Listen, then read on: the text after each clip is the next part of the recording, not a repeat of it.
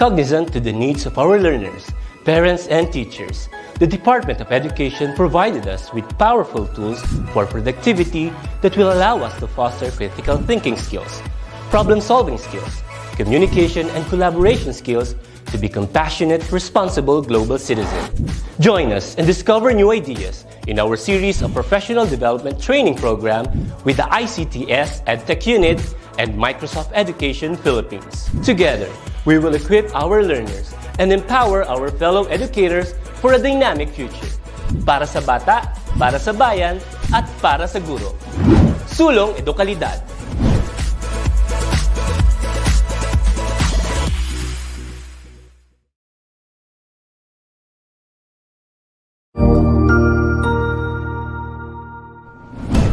Good day, this is Teacher Rowan. I'll be your guide in exploring Google Apps for education, for teaching and learning. In Google for Education, teachers can connect and collaborate easily while staying on task. It gives teachers the freedom to spend more time personalizing the learning experience and less time managing it. Students can learn essential skills such as 21st century problem solving, which they can use it in their future careers. As such, the accessibility features will also help and assist every learner to do their best work. Google offers different useful applications that we can use to connect education to technology. This will help our teachers as a 21st century educators to innovate and find ways on how to make teaching and learning more exciting, engaging, effective, and flexible to the demands of the society. Let's re-explore the education experience by discovering new angles to create, collaborate, and communicate as one. Para sa bata, para sa bayan, at para sa guro. Ang pagkatuto, huwag gawing komplikado. Sulong Edukalidad.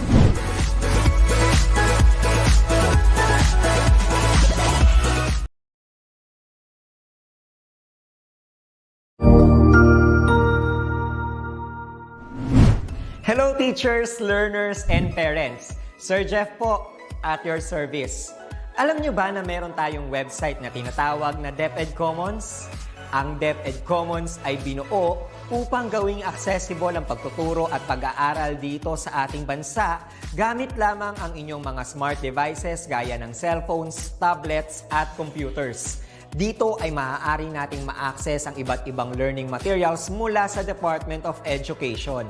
Meron itong mga interactive materials, electronic self-learning modules, at instructional video lessons mula sa DepEd TV na tiyak na makatutulong sa pag-aaral ng mga mag-aaral galing ka man sa public o private school. Walang problema dahil welcome ang lahat dito. Para ito sa mga guro, magulang at mga mag-aaral mula sa kinder hanggang grade 12, Alternative Learning System o ALS, at pati na rin ang special education. At huwag kang mag-alala dahil kahit walang load ay maaari mong ma-access ang mga learning materials. Tama! Libre ito.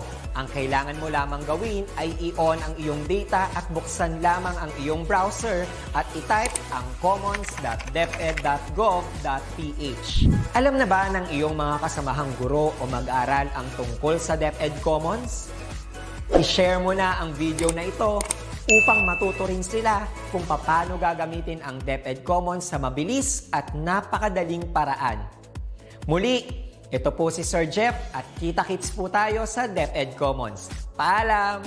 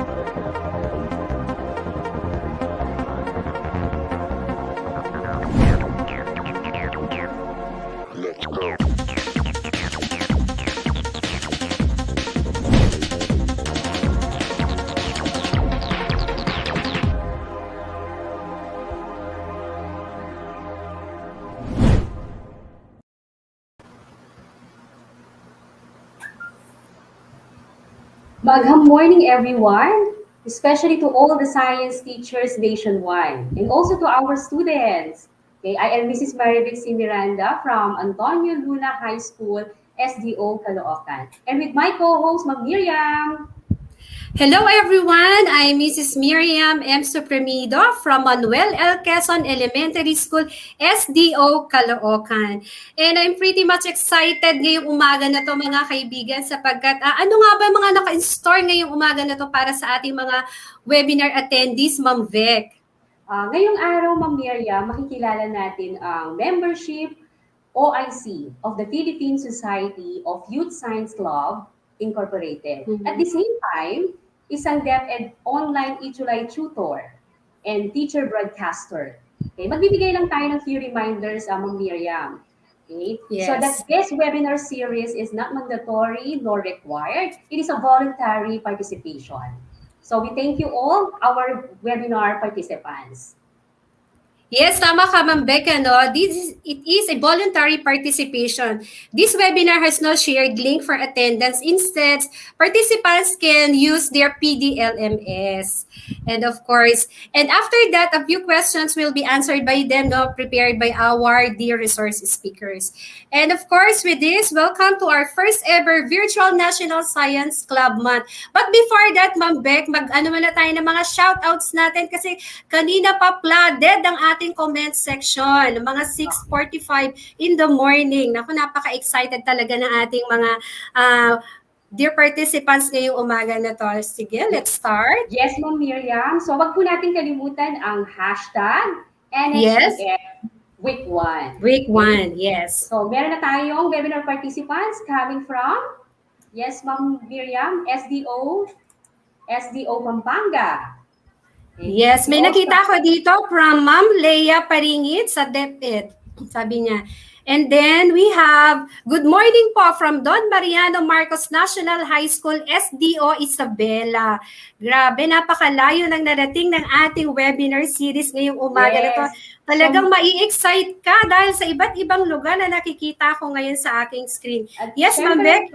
Meron din tayo si Ma'am Bien Gonzalez Laput. Ito po ay sa Manuel Luis, Quezon City. So, School Division of Caloocan. So, our very own school division. So, hi, Ma'am. On our screen, we have Jazil Subiaga, EdSES from Division of Manila. Ayan. Naka-hashtag rin siya sa atin ngayong umaga na to ng ating NSCM Week 1. Magandang umaga po sa inyong lahat. And then we have, yes, Ma'am Vec. Wala naman. So, we also have here from City of Cavite. So, from Ma'am Luz de los Santos. Okay, good morning. Watching from Santiago National High School. Okay, so SDO General Trias, City of Cavite. So, Yes, Ma'am Beck, bigyang daan din natin mula kay Sir Sigfrid Ballesteros. Good morning, watching from Bonfal National High School, Division of Nueva Vizcaya. Nako, God bless you po mga ma'am and sir. Welcome po sa ating national webinar series po na ginaganap po natin ngayong umaga na to. Ayan. So at this point, ma'am, we have 2.6K, na viewers sa ating FB page. So, let's move on now, ma'am. So, at this juncture, we would like to introduce to you the man with a big heart for Filipino teachers who never get tired of promoting, empowering, inspiring us in the use of educational technology. Ladies and gentlemen, put your hands together virtually for the head of ICTS Educational Technology, Mr. Anthony C. for his welcome remarks.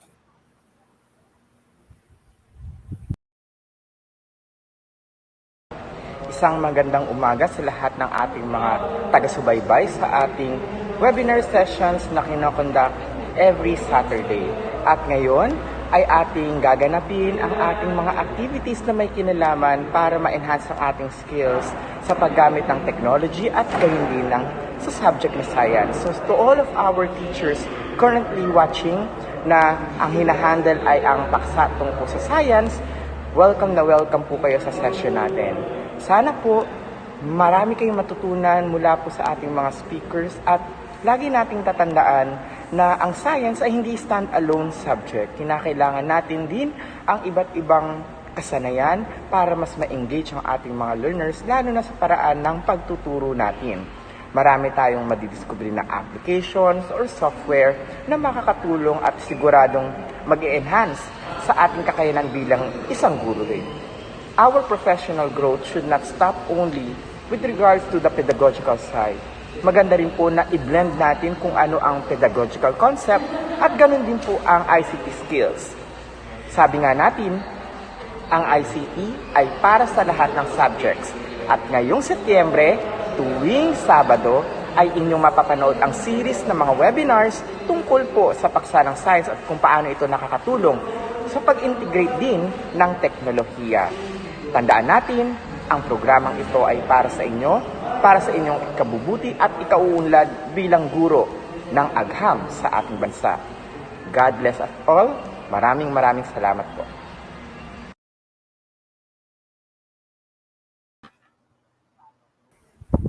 Thank you so much, Sir Mark Anthony C., for that wonderful message po this morning. At this point, of course, mag-shoutout din po tayo sa ating project lead, no, na ating pong webinar series ngayong umaga. Hello po kay Sir Rainier G. De Jesus. Good morning po, sir. And of course, we would like to know more about the rationale of this webinar series. Babasahin ko po muna sa inyo. September has been declared National Science Club Month or NSCM under Presidential Proclamation No. 264 Series of 2002. The said proclamation authorizes the Department of Education, the Department of Science and Technology, the Science Education Institute or the DOST-SEI, Commission on Higher Education, the Philippine Society of Youth and Science Clubs or the PSYSC, and Science Club Advisors Association of the Philippines or the SCAAP to implement plans and activities pertinent to the National Science Club Month. Of course, the objectives of this webinar series are as follows. Let me read this to you. Number 1, celebrate September as the National Science Club Month under Presidential Proclamation Series 262, Series of 2002. Number 2, promote full understanding of science and technology and environment in the development of information and communications technology or the ICT in the 21st century. Number 3, provide learning opportunities for teachers and learners through public understandings of science and technology and environment, linking with the latest ICT tools. Number 4, give recognition to the science clubbing movement and network as a significant tool to encourage learners to pursue careers in science and technology. Those were the rationale of this webinar series for today. Yes, Ma'am Beck? So there you go. Without further ado, okay, please join me as we welcome our first resource speaker. Okay. He graduated with honors in 2018 at the University of the East Manila campus. He was a recipient of DOST Undergraduate Merit Scholarship. He is now finishing his Bachelor of Science in Biology, major in Cell and Molecular Biology program at the Pamantasan ng Lungsod ng Maynila, and he is expecting to graduate in the year 2022. In 2017, he presented his research paper entitled The Perspectives of Senior High School Students with OFW Parents at the Scholars Summit Universitas, Indonesia. Currently, he is the Membership Officer OIC of the Philippine Society of Youth Science Clubs, Incorporated, an umbrella organization of local science clubs all over the country that aims to promote the public understanding of science, technology, and environment as the main thrust of the organization. He is also a member of youth-led organizations within his university and an advocate of accessible quality education towards science and technology for the public. My dear friends, let us welcome Mr. Joshua Elijah James P. Macaspa.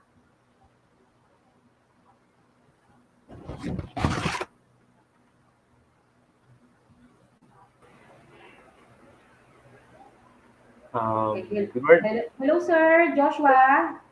Hello po, Ma'am Beck and Ma'am Miriam, and thank you very much po for having me as your guest speaker po for today. And po. Okay, Actually, so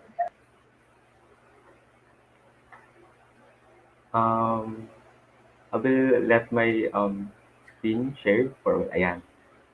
Okay, so once again, good morning, teachers and students from all over the Philippines watching us today here in our Facebook and YouTube Live. And I hope that you are all safe and well in the comfort of your homes.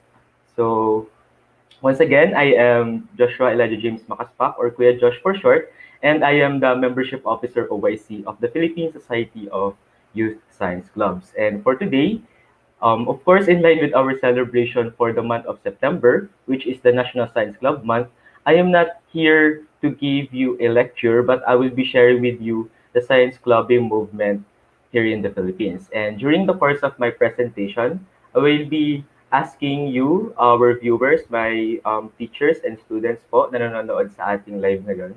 I will be asking you some questions po. So for our first question, I would like to ask if what comes into your mind when you hear the words science club? So sa mga teachers ko po, teachers and students na nanonood po ngayon, you may share your answers in the comment section. And I would like to read your insights about this. So I will be reading some very striking and impactful answers sa ating mga sa mga ating mga nagko-comments. Ayan po. Baka pwede po ako magbasa for a minute ng mga comments. Ayan po. Kaso mga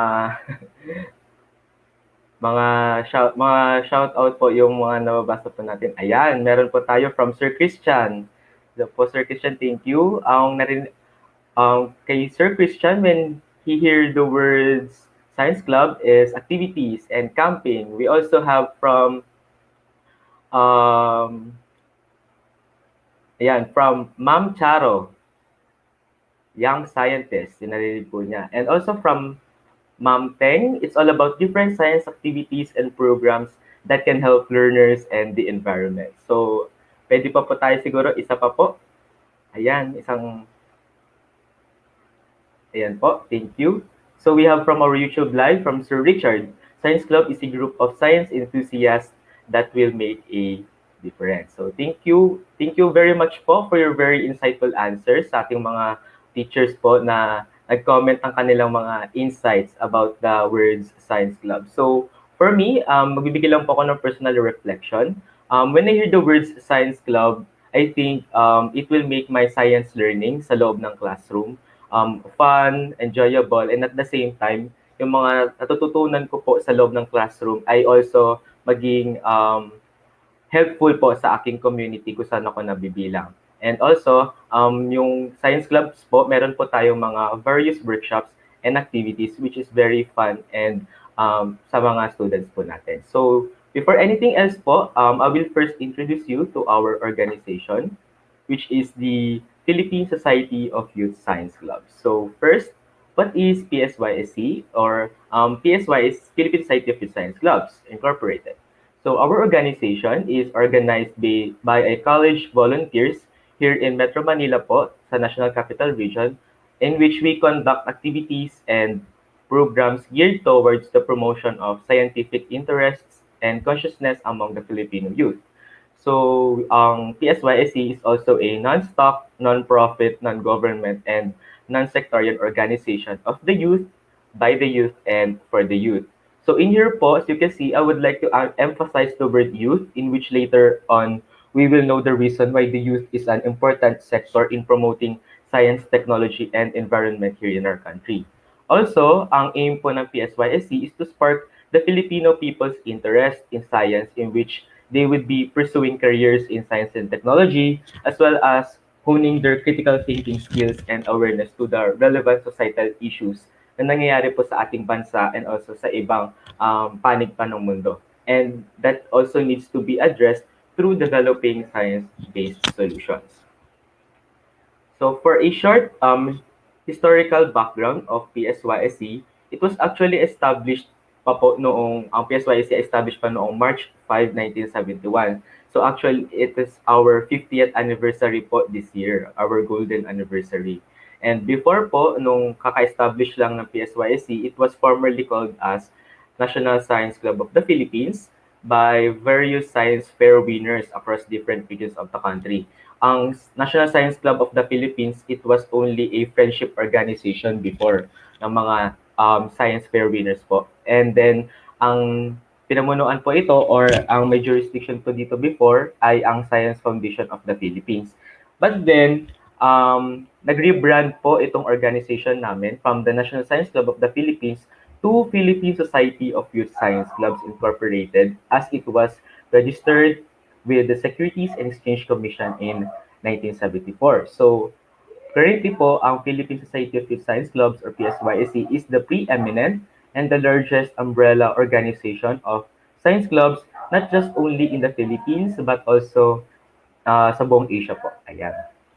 And with the reorganization of bureaucracy in 1988, to give you some fast facts lang po, under the administration of late President Corazon Aquino, yung SFP po or yung Science Foundation of the Philippines, nag-rename po siya na, naging Science Promotions Institute po siya, kaso na-abolish po itong agency po nito. Kaso with this, the PSYSC were actually left on our own. So the youth science programs met their untimely death, and along with them, the SFP-attached organizations themselves. So, kinailangan po namin magsarili yung organization po namin. Kaso po, and with the efforts and collaborative efforts from our previous officer, from our previous college volunteers years ago, the PSYC stood firm, and our former members and our alumni rallied behind the organization's cause and continued to pursue the thrusts of PSYC. So for us, the lifeblood of our organization, or kung sino po yung mga sineserve po namin, ay actually yung mga local science clubs of the country, and we call them as affiliates. So hindi lamang po limited ang pagiging affiliate ng mga science clubs sa mga public schools, bagkus ay meron din po kami mga affiliates from private schools as well as international schools po. And also, hindi lamang po siya sa isang student level. We also have affiliates from elementary, then we also have junior high school, and also senior high school. So, kinikater po namin actually ay ang K-12 basic education na levels po. And then, currently, for our 50th anniversary this year, we had reached already a 500,000 or 500,000 science clubbers from the starting point of nag-start po yung organization namin as 26 members in 1971. And now we have 545 affiliate schools, and then we also have 10,000 science clubs. So medyo nagkaroon po tayo ng wide reach from over 50 years, which is very impactful po all over the years sa ating mga teachers and ating sa mga naging students po, and sa ating mga naging science clubbers. So, kung may organization po, of course, we also have purpose po, di ba? Kaya meron po tayong organization na tinatawag. So, for our main thrust of the organization of our of PSYSC, our main thrust is called PUSTE, or the PUSTE Advocacy. As you can see here in my slide, we call the acronym for PUSTE is from the public understanding of science, technology, and the environment. So this main thrust of PSYSC is driven by our primary goal of promoting this advocacy, with focus on advancing the youth's scientific literacy and encouraging them to explore real-life applications of science, technology, and environment concepts in terms of addressing relevant issue. Not just promoting the public understanding, but also ang ini-aim po namin as an organization is to promote the science, technology, and environment education and innovation, as we value that these are factors in are having significant contribution to nation building and also positive development. So with that, we organize our activities with the aim of enriching formal science education. So, tinutulungan po namin yung mga science teachers po na maipalaganap pa ang science, ang kaalaman sa science sa ating mga mag-aaral sa Pilipinas. So, we believe that learning is not confined inside the four corners of the classroom. That's why we conduct our activities nationwide. So, for our next slide, ayan po, makita po ninyo yung mga pictures from all over the years of PSYSC. Meron po tayo dyan na I will elaborate them po later.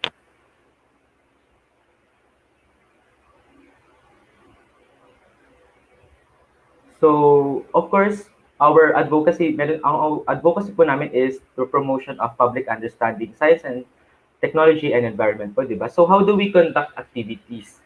Ang ginagawa po namin as an organization, we conduct science activities such as science fairs, symposia, quiz competitions, science camps, and workshops.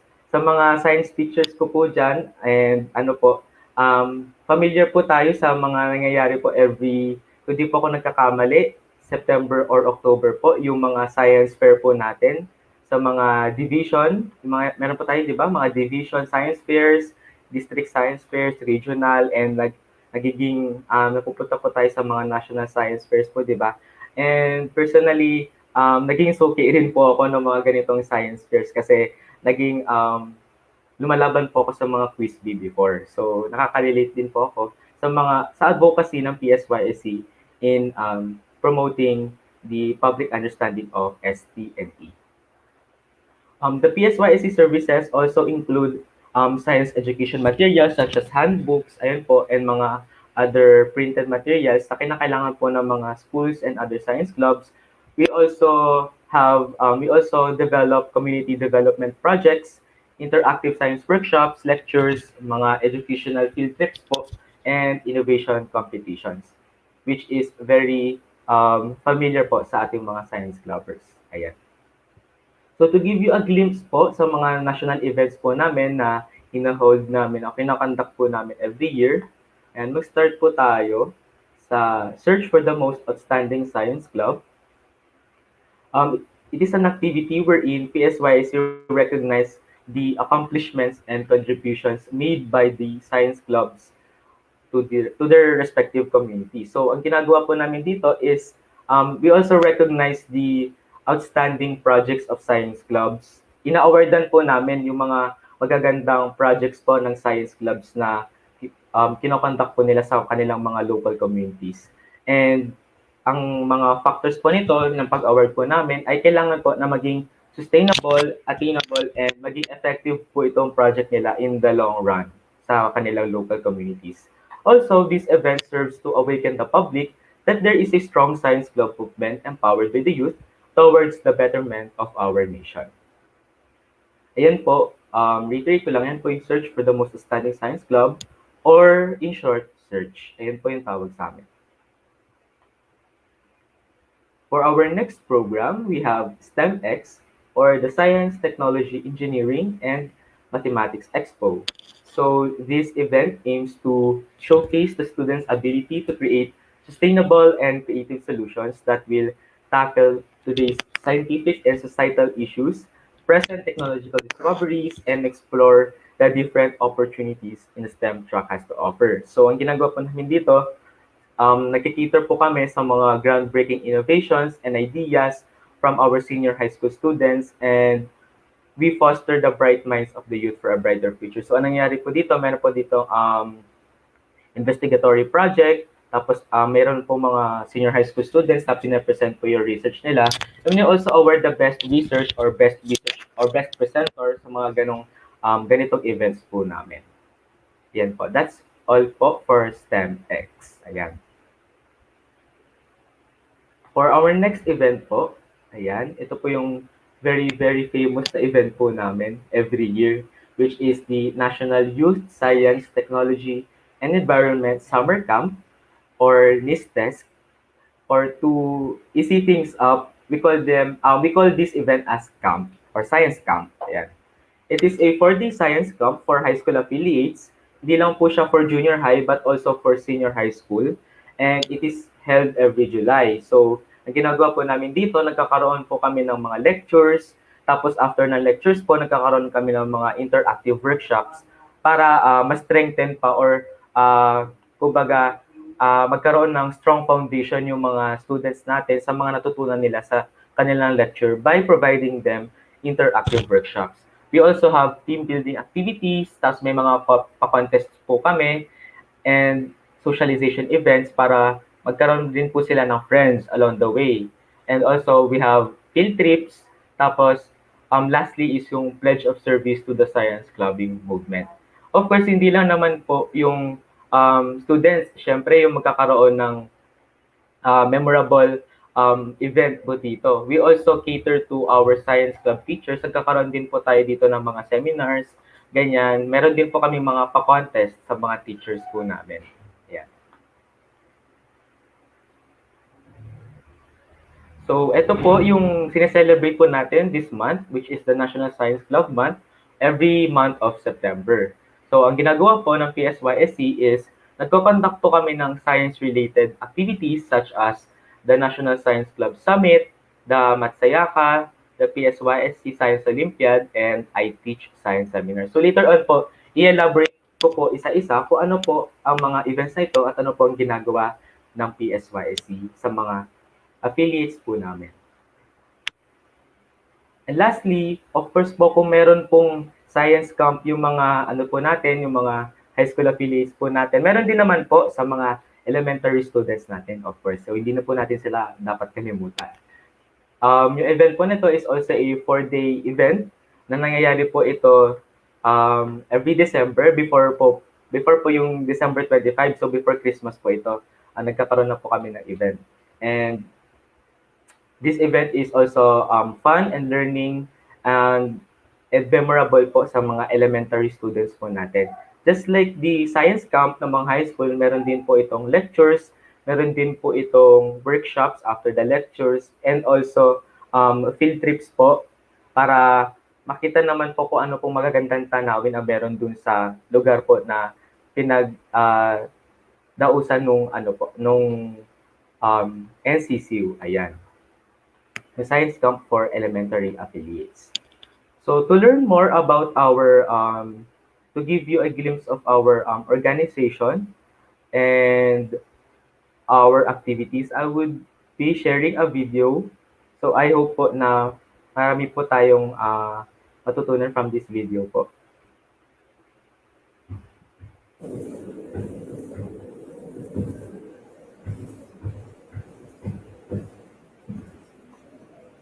No.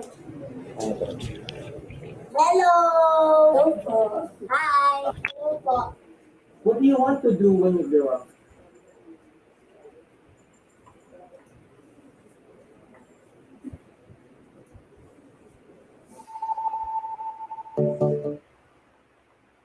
I want to meet a superhero one day or be one. Gusto ko maging teacher kasi para din sa mga batang hindi pa nakakapag-aral, nakakapagbasa, at nakakapagsulat. Gusto ko po maging teacher para po ang mundo natin ay umunlad. I love reading lots and lots of books and learning more. Gusto ko po may palaganap ang kaalaman ko tungkol sa science kaya sa discoveries. Science inspired me to discover, make, and build new things. I love robotics po. So, baka po nakasali na po ako sa robotics contest and magiging more confident pa po ako. When I grow up, I want to be a chemist because I like learning new things and making fun experiments. Civil engineering po dahil gusto kong matulungan ang mga pamilya na nasalanta ng kalamidad na gawin sila ng mga magagandang bahay. Sila ay tutulungan ko dahil para ito ay makabangon. When I grow up, I want to be a leader to save the environment and help other people. Gusto ko pong maging model para po balang araw. Gusto ko pong makita ang sarili ko sa magazine at sa TV. I am with my friends. We sing and jump together. Gusto ko pong makapag-adventure tapos makasakay po ulit ng aeroplano at makakita ng mga bagong tanawin tapos makatikim ng mga pagkain na hindi ko po natikman sa Pilipinas. I want to make lots and lots and lots and lots and lots of friends. And I also want to give smile to other people and make my parents proud.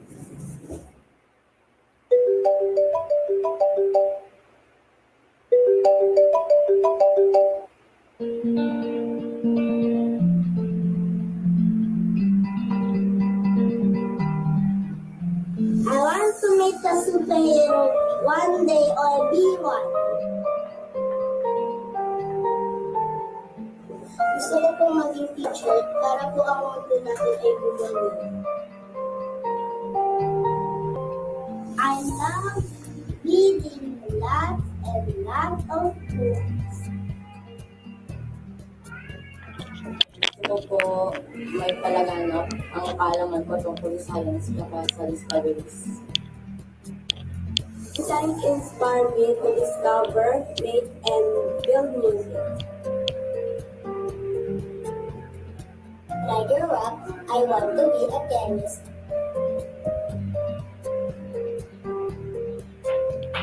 Civil engineering po, dahil gusto kong matulungan ang mga nasalanta na mga pamilya na nasalanta ng kalamidad. When I grow up, I want to be a leader to save the environment and help other people. Gusto ko pong maging model para po balang araw. Gusto ko pong makita ang sarili ko sa magazine at sa TV. I am with my friends. We sing and jump together. Gusto ko pong makapag-adventure tapos makasakay po ulit ng aeroplano at makakita ng mga bagong tanawan.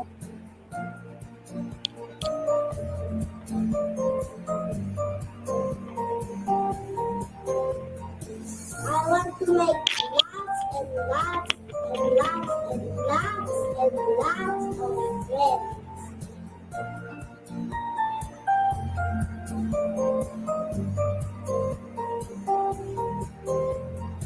I also want to give smile to other people and make my parents proud.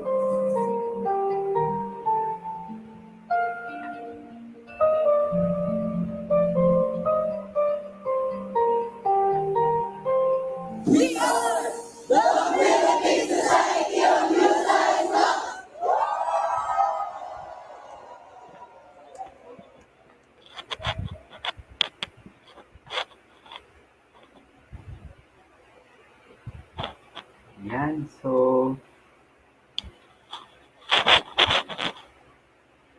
hello po sa mga viewers po natin ngayon, sa ating mga teachers and students.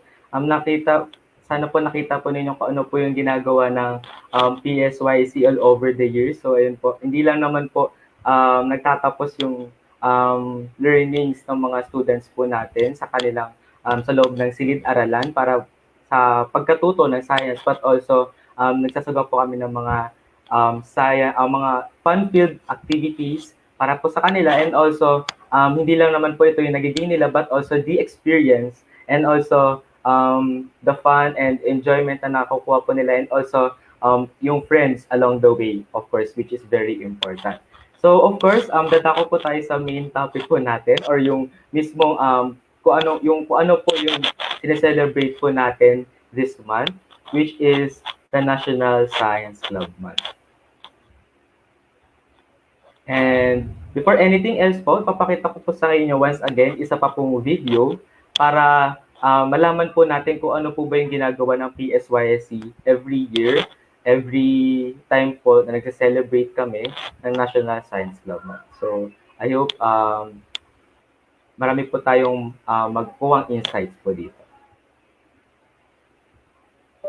Carbohydrates, fats, proteins, vitamins, and minerals. These are the main nutrients we need to maintain a healthy body, and more importantly, to survive. Without them, our bodies will stop functioning properly, thus disabling us from doing the things we normally do, increasing our risk of getting diseases, and worse, destroying our health. These vital things are what we call nutrients, and we get them from a balanced diet. What you had for breakfast and what you will eat for dinner will have a direct impact on your health and the quality of your life. We know all of this and more because of the science of nutrition. Nutrition is the study of how the nutrients we get from food affect our growth, maintenance, and health. Advancements in scientific and medical methods during the Enlightenment and Victorian age paved way for the study of nutrition. Concepts regarding metabolism, the chemical nature of food, and proper diet allowed scientists to have a deeper understanding of nutrition. Nowadays, programs that enable a deeper understanding of those concepts are continuously being developed to optimize the nutrient intake of every human being. Digest more knowledge about nutrition in this year's NSCM. National Science Club Summit. It is a 1.5-day gathering of junior and senior high school science club affiliates conducted simultaneously in different regions. It provides an opportunity for the different science clubs to learn from lectures, workshops, and plenary sessions.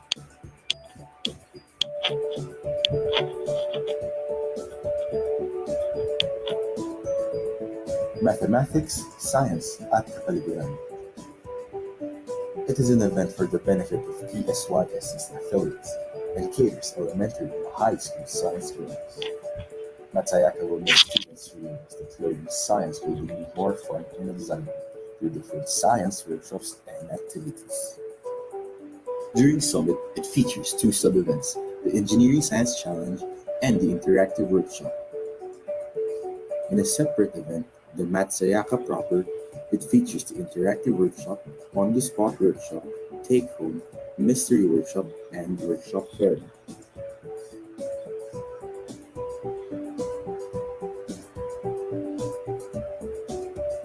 PSYSC Science Olympiad. It is an inter-school quiz competition for elementary, junior, and senior high school students all over the country. PSO consists of 2 rounds, the national eliminations conducted simultaneously in different regions, which will be a written exam that will challenge the students' knowledge in various science categories. The top 20 from all over the country will move on to the national finals, where they will compete for the national champion title.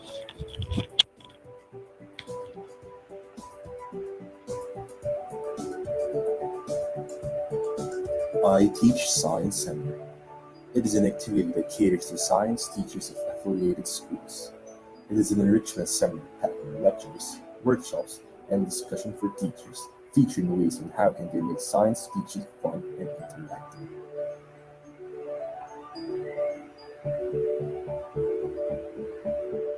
Join us in this year's National Science Club Month, and we greet you.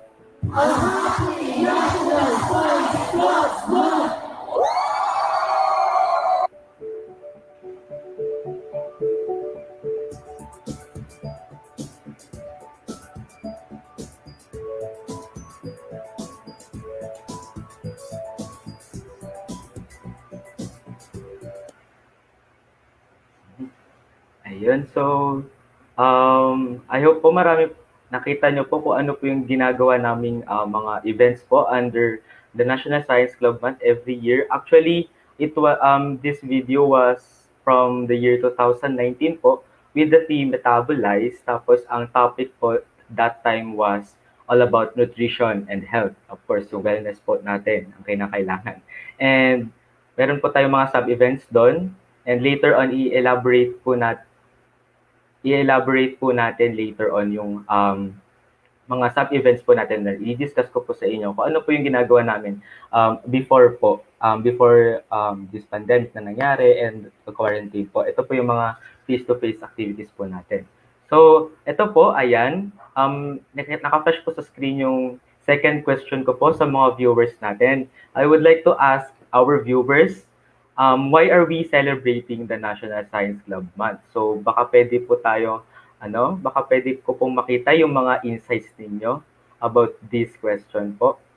Mga very insightful answers sa ating mga viewers po, sa ating mga teachers and sa ating mga students. Yan po, baka meron pong magsagot. Yan. For 1 minute lang po siguro. Yan.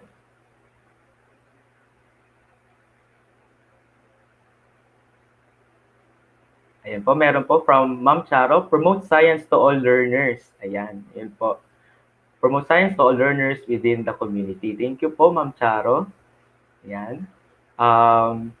Baka may nakita pa po kong other answers po from my question. Ayan, thank you po from Ma'am Raquel. To educate and inspire our students. Yes po, important po yung pag-educate and inspire sa ating mga students po through our fun-filled science activities. And we celebrate Science Club Month to promote awareness to all. Thank you po, Ma'am Agnes Caballero. Yan. So, dadako po tayo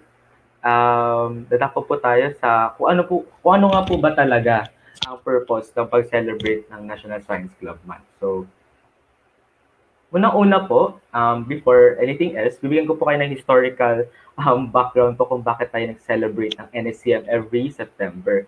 So before po, noong September 4, 1979, pinirmahan po ni dating Presidente Ferdinand E. Marcos yung Proclamation number 1895 or ito po yung pag-celebrate ng National Science Club Month nga po every September.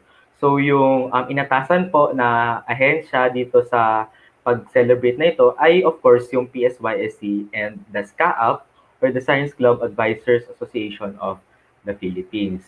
Kaso po, and since nagkaroon po tayo ng maraming pagbabago sa ating mga nakaraang administrasyon, sa ating government, nagkaroon po tayo ng amendment by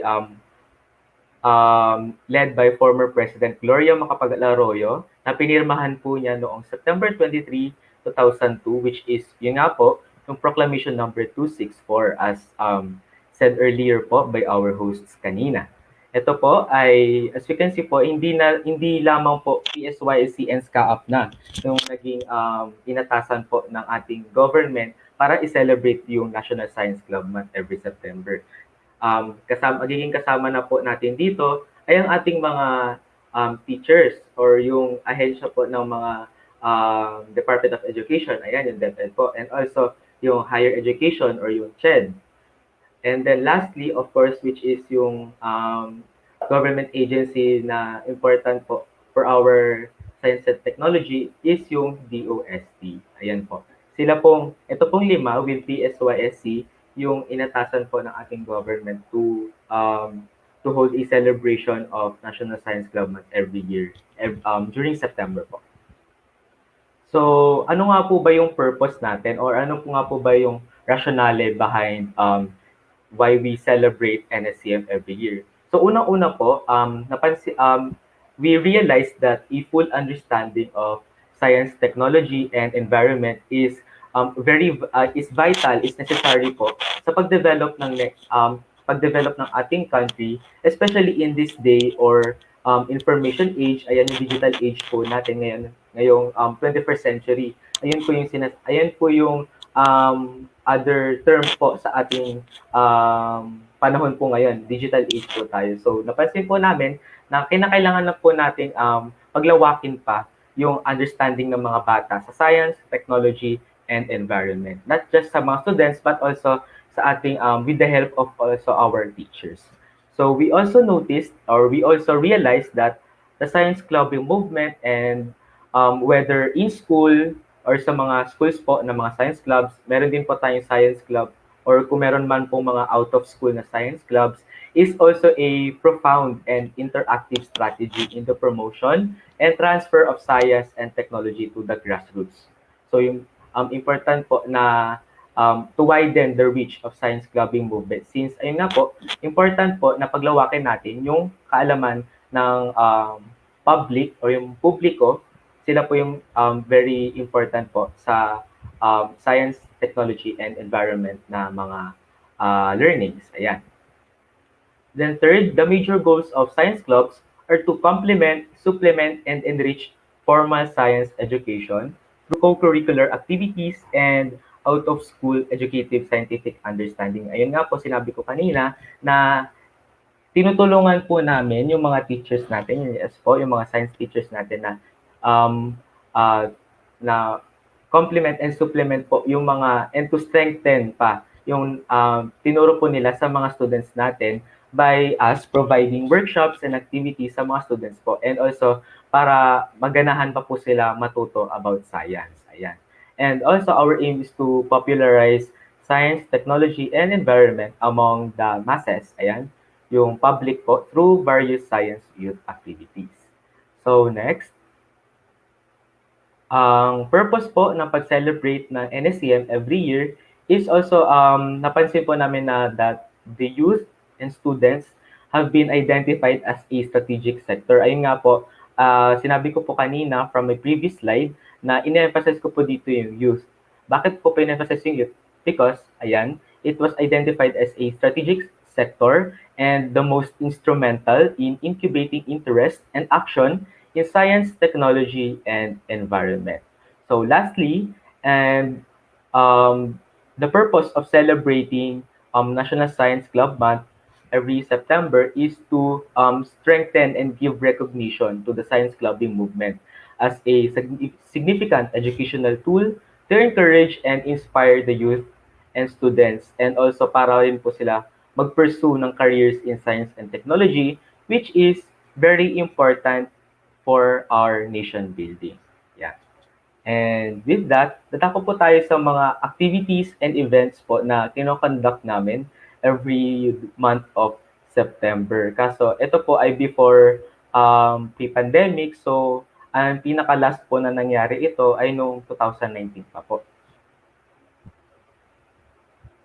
So first, we have the National Science Club Summit. It is a 1.5-day gathering of science club affiliates conducted simultaneously in different regions. Para po siyang science camp ng mga high school, NCCU or NCCU ng mga elementary. So pinagkasya po namin yung mga ganito activities nila, yung mga workshops, yung mga lectures, yung mga other contests into a 1.5-day event. Ito po. So, kinoconduct po ito every region. So, lahat po ng region ng Pilipinas from Region 1 hanggang sa BARMM region po. Ayan, nagko-conduct po kami ng National Science Clubs Summit. So, meron po kami event for each region here in the Philippines. So, next, we have PSYSC Science Olympiad. Ito po, magiging very familiar po ito sa atin, mga science teachers and sa mga students po natin na laging nakikipaglaban sa mga science quiz bee. Ayan. It is an inter-school quiz competition for elementary, junior, and senior high school students all over the country. Ito po, ayan. Meron po tayong national eliminations. Nangyayari po ito sa Science Club Summit, yung national eliminations. Yun nga po, every region po merong nangyayaring eliminations for the PSYSC Science Olympiad or PSO for short. Tapos po, after po ng eliminations all over the regions, maghahanap po kami ng top 20 sa buong Pilipinas na po yun. Top 20 sa buong Pilipinas, and then mangyayari po itong final sa Quezon City National Capital Region. So, ang a-awardan po namin sa ganitong event is meron pong champion, then first runner-up, and second runner-up. So, this event is open for all student levels. We have elementary, junior, and senior high school students po. Yeah. So, our next event is called Mathematics, Science at Kapaligiran. It is a one-day event composed of different science workshops and experiments designed to challenge both the physical and mental capabilities of our students. So sa Matsayaka po, ito po yung shortened term for our event. It features workshops fair, interactive workshops, on-the-spot workshops, tapos meron po kaming mga take-home, mga pinapagawa po namin sa bahay, tapos engineering science contest. Ito po yung gumagawa sila ng mga inventions po, ganyan. Tapos itetest po namin ganito kung gumagana po ba yung mga nagawa po nila. Tapos this is also an event where the most innovative minds meet. So sa mga aspiring engineers diyan, baka matest dito yung mga engineering skills ninyo. Ayan. So yung mga participants po natin, especially yung mga students, binibigyan po natin sila ng workshops para ma-test po kanilang mental prowess and also yung mga physical skills po nila sa mga pag-build ng various objects. Ayan. They also get to design and build structures in the most enjoyable way kasi hindi lamang po individually sila natututo, they also have to foster camaraderie among other students and also teamwork. Ayun po yung very important dito sa event na ito, which is para maranasan po nila yung science activity in a fun and enjoyable way. So, of course, hindi po namin kakalimutan yung mga teachers po namin. Sila po yung isa sa mga affiliates po namin, of course. So meron po silang sariling event during NSCM. We have our I Teach Science Seminar, or ITSS for short. It is a 2-day activity catering to science teachers of affiliated schools. So, hindi lamang po science club advisors yung welcome po sa event na ito, but also yung mga science teachers po or mga aspiring science educators uh, kung nanaisin po nilang sumali. So, meron po tayong mga enrichment seminar dito, tapos nag-i-invite po tayo ng mga lectures, and then after each lecture, meron din po itong workshops also para ganahan naman po yung mga fellow teachers ko po dyan na sa event po nito. And also, meron po dito mga uh, discussions for teachers featuring based on how they can make science teaching fun and interactive sa mga students po natin. Okay. Ayan po, and i-reiterate ko lang, so every September, ang ginagawa po ng PSYSC ay yung Science Club Summit, yung parang science camp po na 1.5 day activity, tapos yung PSYSC Science Olympiad or yung parang quiz bee po, tas masaya ka or yung mga science workshops, and also I teach science seminars which is for our teachers.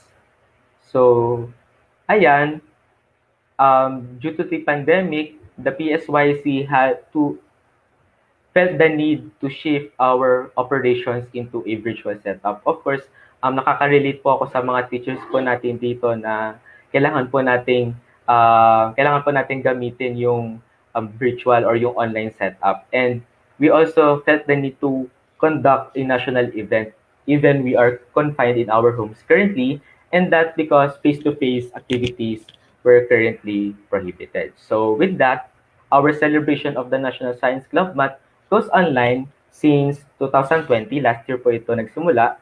And nag-start po kami sa team na Impulse or Science Clubbers at the Fore of Shifting Paradigms. So ano nga po ba yung mga ginawa naming events po dito or ginawa po naming mga activities for the NSCM online? So in this event, nag-conduct din po kami ng 3 webinar sessions from September 12, 22, then 29. Every Saturday po ito. Tapos yung mga topics po na ito, we have citizen science. Tapos another topic na naman po for second Saturday, yung social media as a tool for change. Tapos last topic is science clubbing and community building. Ang nangyayari po dito, hindi is a lecture and meron pong short lecture and meron din po tayong panel discussion from our invited speakers. So aside from that, sa mga panel discussion and lecture, we also complemented these webinar sessions with online workshops. Of course, meron din po tayong mga contests sa mga students and teachers which are relevant to the topic and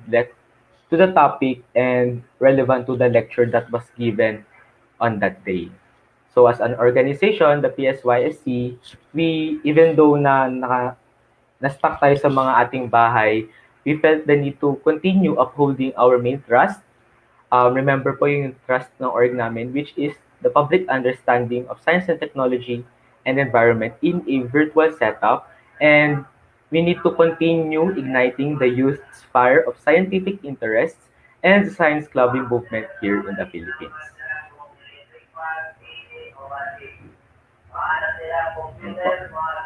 So, for our very last question po, siguro, ayan, nakita niyo po, naka-flash sa screen niyo. Why is science clubbing or the science clubbing movement important? So, to our viewers, it would be wonderful if you could also share your answers through our comment section so that we may have a productive exchange of ideas from your different perspectives. Pero, this is actually the last part of my presentation, and I will give you a brief conclusion of what transcribed from my previous slides. So baka pwede po akong makakita ng mga answers po from our viewers, kahit mga 2 or 3 lang po.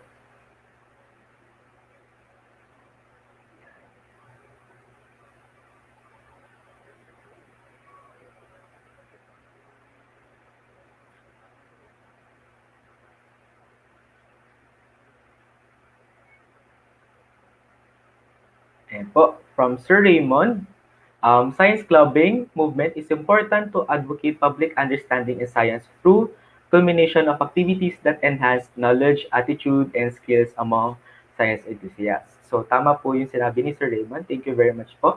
From Ma'am I, this is to widen the horizon of science subject both for the students and teachers. Yan. Thank you po. And from Ma'am Joanne, science clubs will create students in the scientific thinking process and also to develop a scientific and rational attitude. So it is also a focus on long-term, academically focused relationships between youth club members and practicing scientists. So thank you very much po sa mga sumagot ng aking question. And from my perspective, bakit nga ba important yung science clubbing or science clubbing movement? So first, learning science, technology, and the environment should be easy, fun, simple, and comprehensible. And there should be, yung pag-aaral natin sa science, STNE, should be yung exchange of these concepts and ideas among science enthusiasts, especially the students and teachers, is also important. So PSYSC's mission is to help our teachers complement and support their science education inside their classrooms, in which ang ginagawa po namin is to bring this experience outside and apply the students' learnings through various workshops and activities. So in other words, we strongly believe that learning science is a fun and enjoyable process. So pangalawa naman po, we believe that science clubbing is an effective means of promoting scientific consciousness and scientific culture among the youth. As I've said earlier, we aim to spark the Filipino people's interest in science, in which they would be pursuing careers in science and technology, as well as honing their critical thinking skills and awareness to the relevant societal issues happening in our country. And these societal issues should be addressed through developing science-based solutions.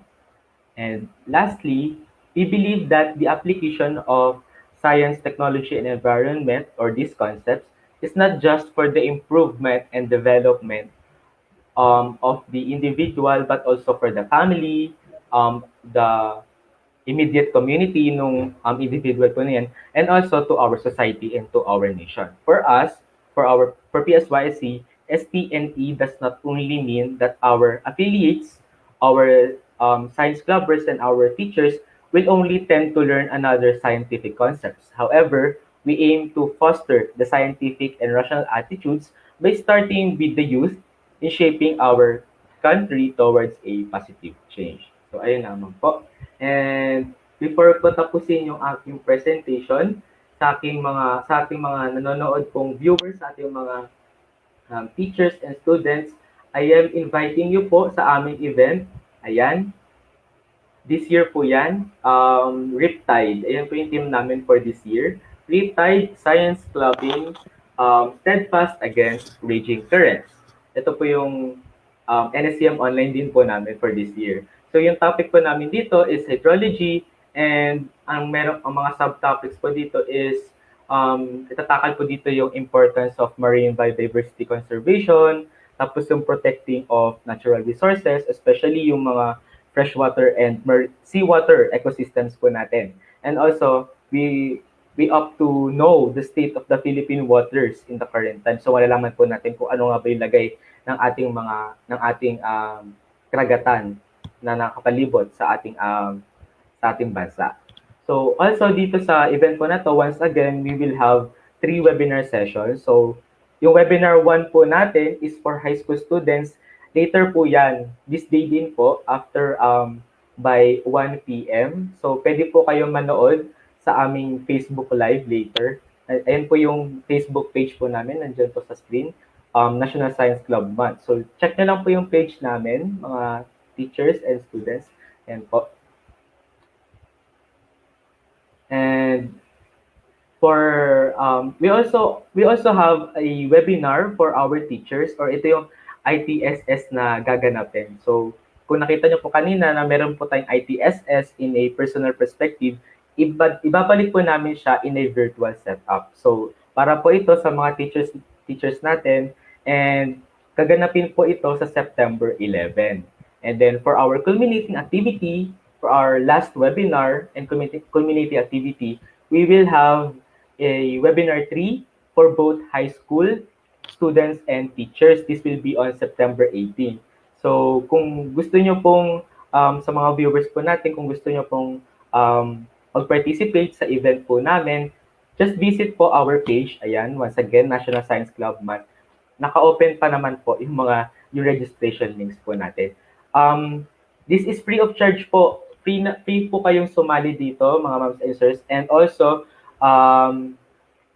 you will also get to have a certificate of participation if natapos nyo po yung mga webinars and also yung mga workshops po natin. So, of course, aside from the webinar session, ay nga po, magkakaroon po tayo ng mga online workshops sa mga students, sa mga teacher participants after each webinar. Then, we also have a gisuro or the name for contest sa mga teachers po natin para ipakita nila yung most creative way of teaching the topic hydrology. Tapos meron din po tayong workshops fair and it is a skill-based contest for junior and high school students. And lastly, we will also have iPress Play. It is a video festival that showcases the creative minds of junior and senior high school students that will tackle the concept of hydrology. So, para bigyan ko po kayo ng overview, ano pong mangyayari sa this year's NSCM celebration by PSYSC. Ito, papakita ko po sa inyo yung very last video for this day. Ayan po.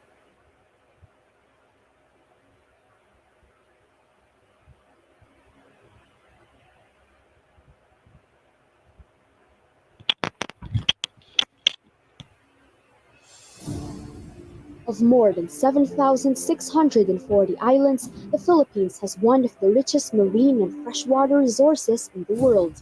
Declared as the center of marine biodiversity, our country is renowned for its aquatic ecosystems and exceptionally beautiful bodies of water. Yet floods, threats to marine life, as well as maritime territory disputes continue to disturb the Filipino people. There's no doubt that studying our complex water systems is relevant now more than ever. To respond to this call, the National Science Club Month 2021 is now making waves in the field of hydrology. Science clubbers, advisors, and aspiring educators from all over the Philippines, we invite you to the Waterific online activities coming up this September. First on our list would be the NSCM webinar series. This event features both a weekly lecture and a workshop that aims to develop critical thinking and collaboration skills among high school students. Next up is the NSCM Dance Challenge. Science clubbing would not be complete without grooving to a catchy beat. To all who wish to take on this year's dance routine, this one's for you. You definitely won't want to miss the iPress Play contest. This competition is for junior and senior high school students who wish to expound on their theme in a fun, exciting, and engaging way through social media. To wave things up, we have Agisuro for our IDSS contest. Agisuro is a short video festival contest where teachers are encouraged to create short video presentations revolving around the theme of hydrology. Something new and exciting is coming. Get ready to surf along NSCM's first ever online workshops fair. This skills competition is for high school students to showcase their craftsmanship and application of knowledge through their given take-home workshop activity. At last, prepare to arrive on shore for an NSCM culmination. We end the month-long event by celebrating the people behind the science clubbing movement and awarding those who conquered the odds in our many competitions. And that's it for our Wayful events. Get ready for more exciting and hydrotastic surprises coming your way. Indulge in our deep and vast oceans with this year's theme, Riptide, science clubbing steadfast against raging currents. Join us as we face the mighty roaring seas in the National Science Club Month 2021. See you there!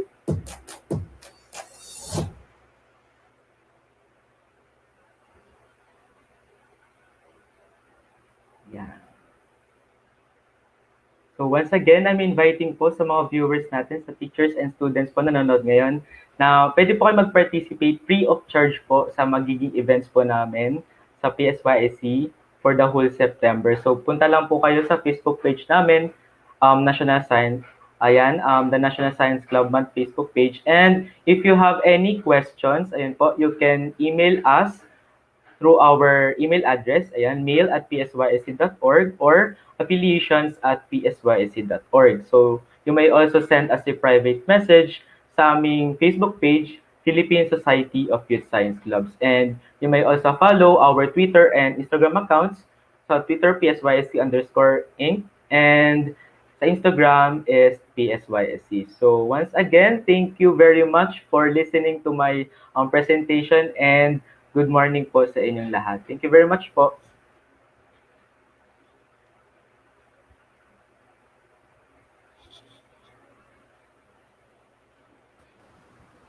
So,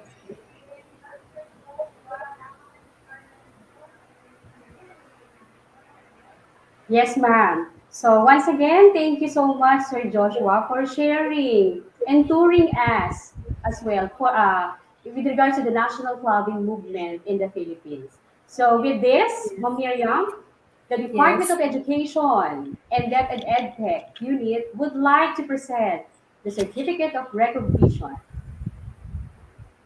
So, okay, so there you go. So here's the Certificate of Recognition to our first resource speaker. So later on, we are going to have we are going to entertain the questions after the two resource speakers. Yes. So we would like to present the Certificate of Recognition. So let me read the citation. Republika ng Pilipinas, Department of Education, DepEd Complex, Meralco Avenue, Pasig City. Certificate of Recognition is awarded to Joshua Elijah James P. Macaspa. Okay.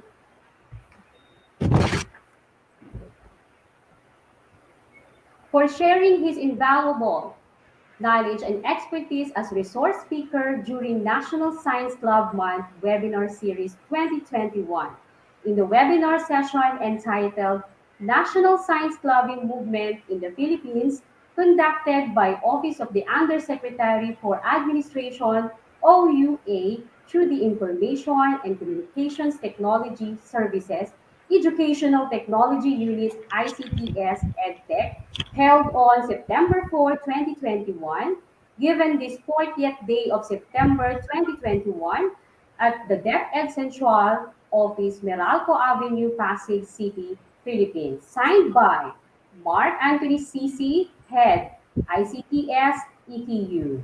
Elaine Del B. Pasqua, Undersecretary for Administration. And Abram Y.C. Abanil, Director for ICTS. Congratulations, Sir Joshua. Thank you po. Thank you po, Ma'am Miriam. And Congratulations po, Sir Joshua. And thank you po sa DepEd EdTech unit po. Thank you very much po. So, Ma'am Miriam? Yes, thank you, Sir Joshua. Students who are engaged passionately pursuing the in-depth of learning science may have an interest in advancing, of course, themselves to be specifically involved in choosing a career that suits them. But yes, thank you once again, Sir Joshua. Now, before we proceed, Ma'am Vic, talaga pong saya po natin ngayong araw na to. As of 9:20 this morning, nakita po natin we have 4,318 views, no? Napakarami pong sumama at nakinig sa atin ngayong araw na to. Welcome po sa mga hindi pa po naka-tune in sa atin sa ating pambansang webinar ng bayan. Ngayong umaga na to, mag-tune in na po kayo kasi we have another set of speaker for you later on. Yes, Ma'am Beck, do you have any more words to share? Actually, ma'am, meron pong one of our speakers requested us to shout out his dear teacher who's celebrating her birthday. Okay, from one of our resource speakers in webinar series next week. So he would like to greet Happy birthday to Miss Rochelle R. Dunor, grade 7 chairman of Bagong Barrio National High School, SDO Caloocan. Of course, I have also two co-teachers from Antonio Luna High School who are also celebrating their birthday, and they are Mr. Robert John Alban and Mr. Ignacio. Okay, Mr. Gian Carlo S. Ignacio. So, happy birthday to all of you. Happy birthday po. And then of course, paraanin muna natin, Ma'am Vec, ang ating pong napakaraming mga, of course, ang ating mga dear participants na nag-message po ngayon, talagang flooded na po from Ma'am Mary Elizabeth, no?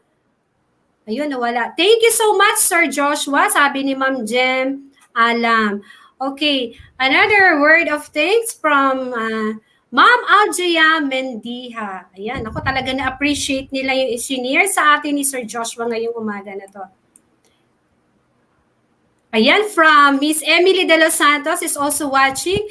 Kung makikita natin ito, meron din tayong mga viewers. Thank you. Si Ma'am Lorenza Doria Cabais. Thank you po for sharing important matters in science. May nakita pa ako dito from Maragondon National High School, District of Maragondon, Cavite Province. Ayan, good morning po sa inyong lahat. Welcome po at sana po na i-enjoy nyo ang mga oras na to. No? Very informative na webinar series po na inihatid po sa inyo ng NSCM po. Yes, ma'am. So, for those who are participating, please reserve your questions to our first resource speaker. Okay? So, yes, parang meron pa tayong mga shout-outs, Ma'am Vec. Ang dami pa. Paraanin muna natin. Yes, ma'am. Okay, from Davao del Norte. Davao del Norte ba ito, ma'am? So, nakalagay dito, Maragusan, West District, Davao de Oro, Region 11. Okay, good morning po. So, from Ma'am Faith Sanchez. From Ma'am Jasia Subiaga. Salamat, Sir Joshua Makaspak. Ayan, may hashtag din siya, NSCM Week 1. Of course, good morning din kay Ma'am Agnes P. Villanueva. Watching from Kaititinga Elementary School, Alfonso District, Cavite Province. Ayan, talaga pong napakaraming sumama sa ating nanood ngayong umaga na to. And of course, yes, Ma'am Beck, pararaanin ko na to mula kay Ma'am Joyce Racho Prado. Good morning po, watching from SPUR2, SPUR 2 Integrated School, Katil 2 District Division of Davao Oriental. Naku, napakalayo ng ating mga viewers ngayon. Pero in just a click, nandito lang sila sa atin silang kapiling sa mga oras na to. Thank you po for watching at wag po kayong bibitiw hanggang mamaya po. Meron pa po tayong questions and answer. And of course, watching from Dinagat Islands, no? Wow, andyan si Ma'am Michelle Ramay Ranes. Okay. So, ma'am, moving on to our second resource speaker. Yes.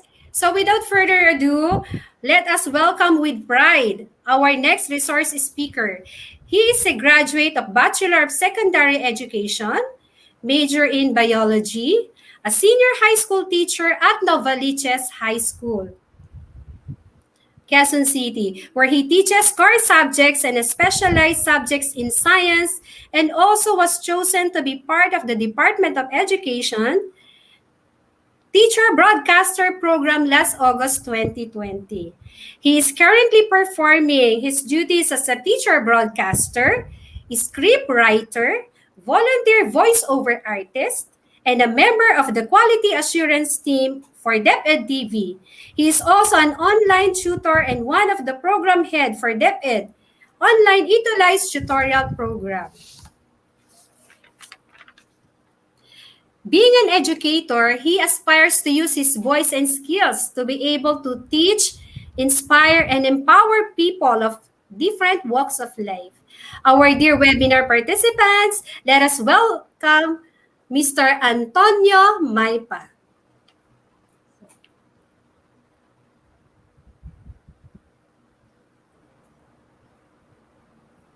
Good morning, Hello. Sir Tony. Hello po, great day po sa lahat. How are you, Sir Tony? I'm fine. Grabe, sobrang ang dami kong tutunan while listening to Sir Joshua. And hopefully, with my talk, ma-inspire din natin ang ating mga fellow teachers, our fellow educators, lalong-lalo na ang ating mga learners na according nga kay Sir Joshua kanina, the most instrumental sector para at least ma-realize natin yung dream natin for our country. Ayan po. Is my screen visible na po?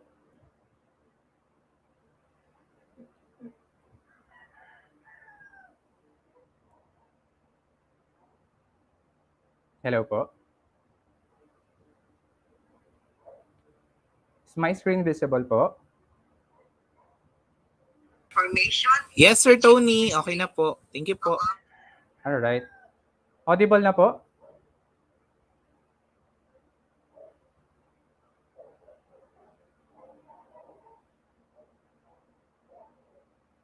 Yes po, sir. Loud and clear. Thank you po. Okay po. Ayan po. So once again, great day to everyone. I know it's a Saturday, but we're very happy.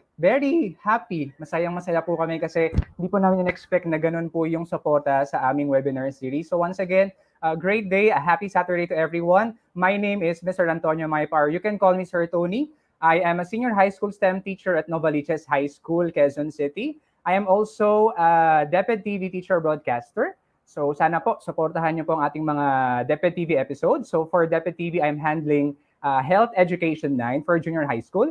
And for senior high school, I am handling Physical Science. So abangan niyo po ang ating mga episodes this coming school year.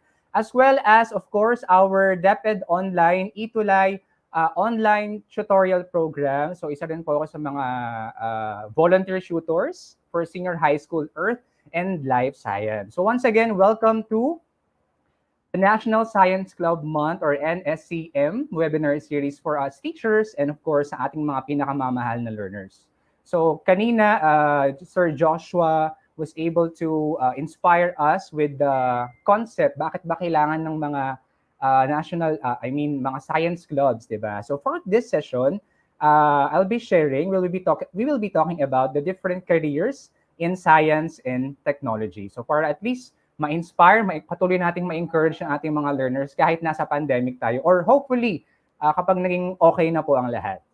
Ayan. So again, careers in science and technology.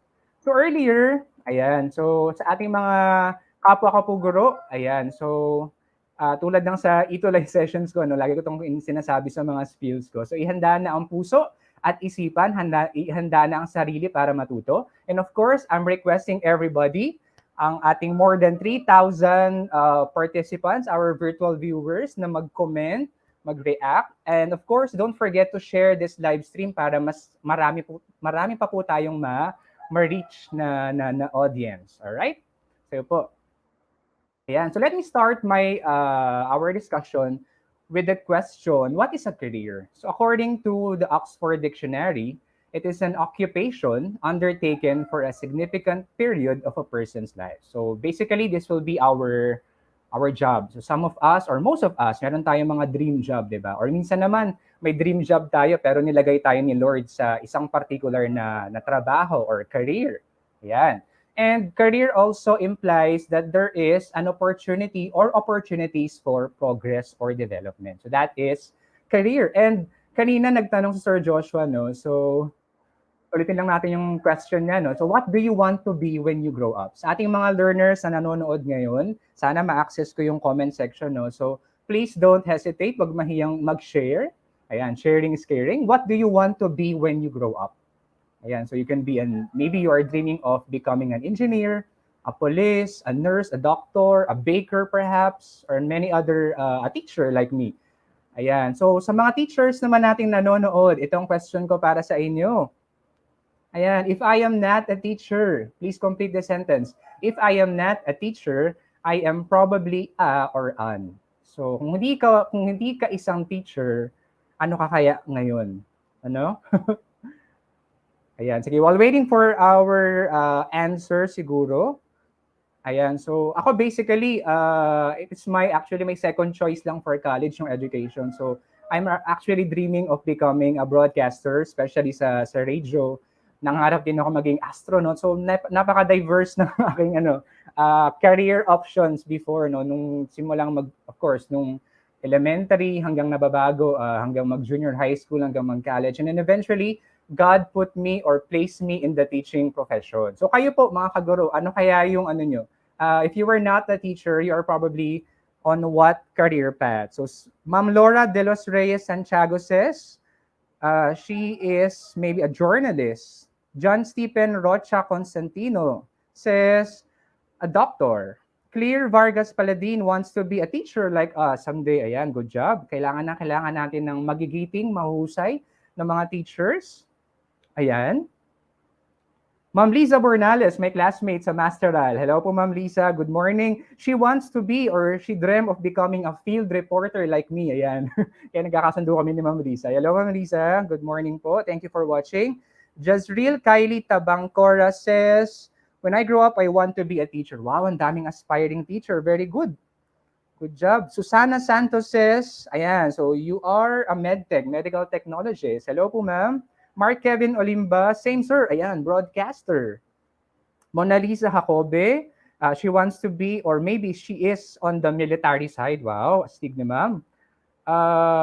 If I'm not the teacher, I am probably a police officer, says Jinky Rose Basa. So, ayun nga, no, so meron tayong tinatawag na dream job or dream career. But of course, merong plano si God para sa atin. And actually, yung mga dreams naman na yan, pwede pa rin yung pwede pa rin yung matupad.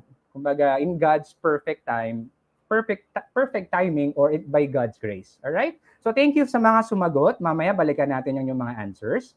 So let's proceed. Ayan. So sa mga next few slides, I will be sharing with you my experience kasi po when kasi po when I entered the public school system last 2015, I happened to be assigned in the guidance office. Ayan, so ganun pala yung sa setup ng public school system. No? Kapag walang item, I'm a science teacher by profession, pero since wala pong science item noon during that time, I was placed in the ESP department and assigned as a guidance teacher. So doon ko po na-experience for 2 to 3 years kung paano ang setup ng pagiging isang ESP teacher / guidance teacher / career advocate. No, na-appreciate ko naman kasi grade 10 advisor po ako noon, and ang pinaka-goal po namin as grade 10 advisor is of course to lead them, to guide them to what track, kung ano yung pipiliin nilang track for senior high school. So very important yung very relevant talaga yung career guidance platform or advocacy na pinopush ng Department of Education. So for career guidance, our teenagers, our learners are asking, so what are my career options? Should I take help? Kailangan ba ng tulong? Should I take help narrowing down my career choices? Or of course, ang daming nagpa-pop up sa mga millennials natin, di ba? Kasi they are actually inspired by different factors. Pwedeng inspired sila sa mga teleserye or mga mga K-pop series or K-dramas na napapanood nila. Yung mga minsan 'di ba, yung mga napapanood nilang tungkol sa mga medical related field. After watching the series, parang they are inspired to watch a particular, or they are inspired to take a specific medical course. Ayan. So that's my career choice match my interest. Another very important din na aspeto of course would be yun nga, para ma-solve yung nangyaring problem before na may tinatawag tayong career mismatch, di ba? So hindi match yung career option sa gusto talaga or yung nasa puso at saka nasa isipan ng isang individual. And that would, of course, that would affect, di ba, yung magiging, magiging work performance niya in the field or in the future. That's why, ayan, so share ko lang yung mga different activities na ginawa namin sa classroom. So this was my first advisory class during, sa grade 10, 2015 pa yan. Shout out sa mga grade 10 St. Cecilia ko. Ayan, so the Department of Education is providing us with different modules. So ayan, may mga modules sinusundan kami. One of the activities na pinapagawa sa aming mga learners para at least mag-guide sila at ma-realize nila kung ano yung mga gusto nila talagang career path or career options would be this career bags. Ayan, may mga collage kami pinapagawa. So doon namin makikita, ma-assess yung mga interest, ano ba yung mga gusto talaga nilang gawin or ano talaga yung nasa puso nila na gawin. Ito naman, next activity is about, ayan, so for grade 12, so tuloy-tuloy po ito, no? I believe sa junior high school, mga junior high school teachers natin dyan, yung mga, especially our class advisors, meron din kayong mga career guidance programs, usually every end of the month or every Friday ginagawa. So for my STEM 12, ayan, shout out sa aking STEM 12 kusimbing, pinagawa ko sila ng parang mini-me. So parang dadamitan nila yung male or female doll, parang replicate nila. Doon mo makikita kung doon lalabas yung interest, kung ano ba talaga yung gusto ng mga senior high school or mga learners natin. We also have this, ayan, isa rin sa mga nakakatuwang activities during the Career Guidance Week. Ayan, so I think ito yung mga grade 11 HE ko naman. So mga HE students ko to. So dumabas ang creativity nila when we have our career showcase or career parade. So some of them, ayan, syempre gusto maging baker, maging chef. Sa larangan ng sports, some of them wants to become an athlete. Some of them wants to become a fashion designer perhaps, a police, ayan, a chef, and a waiter or waitress. Ayan, so dyan lumabas talaga, nakakatuwa, naalala ko tong moment na ito. No? So nakakamiss talaga yung mga face-to-face classes natin. So dito makikita talaga yung interest. And kapag yung estudyante po natin, dear teachers, of course, we have to hold on or we have to guide kung ano yung interest ng ating mga learners para at least mag-guide natin sila in the proper career option that they will take. Ayan, so para lang akong estudyante, hanapin niyo po ako dyan sa aming groupie. Ayan, so moving on. So doon natin nakita no, yung relevance tsaka importance ng ating mga career guidance program in the Philippines.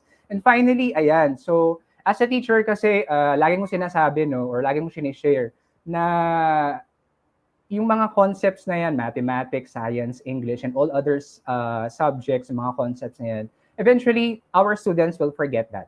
Diba? Ang mas mahalaga is, of course, isang mahalagang component is matouch not only their minds, but we also have to touch their heart. Ayan, so this picture that I'm sharing on the screen right now is my grade 10 St. Clair. Ayan, so nakakatuwa.